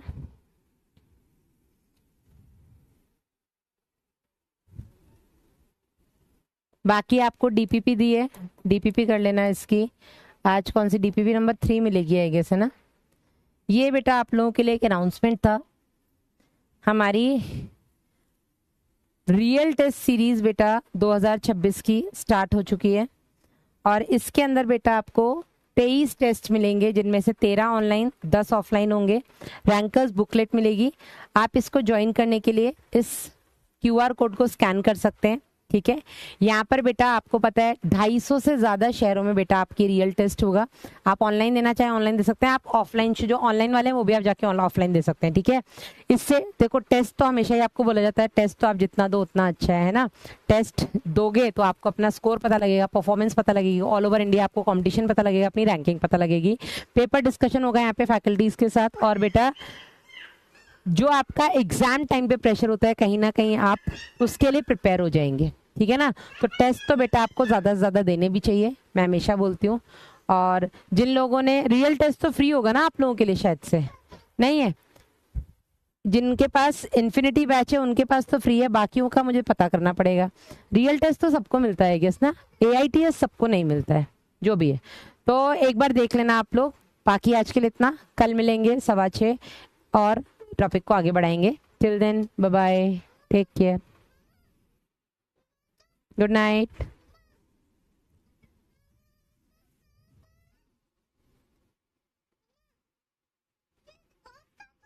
नो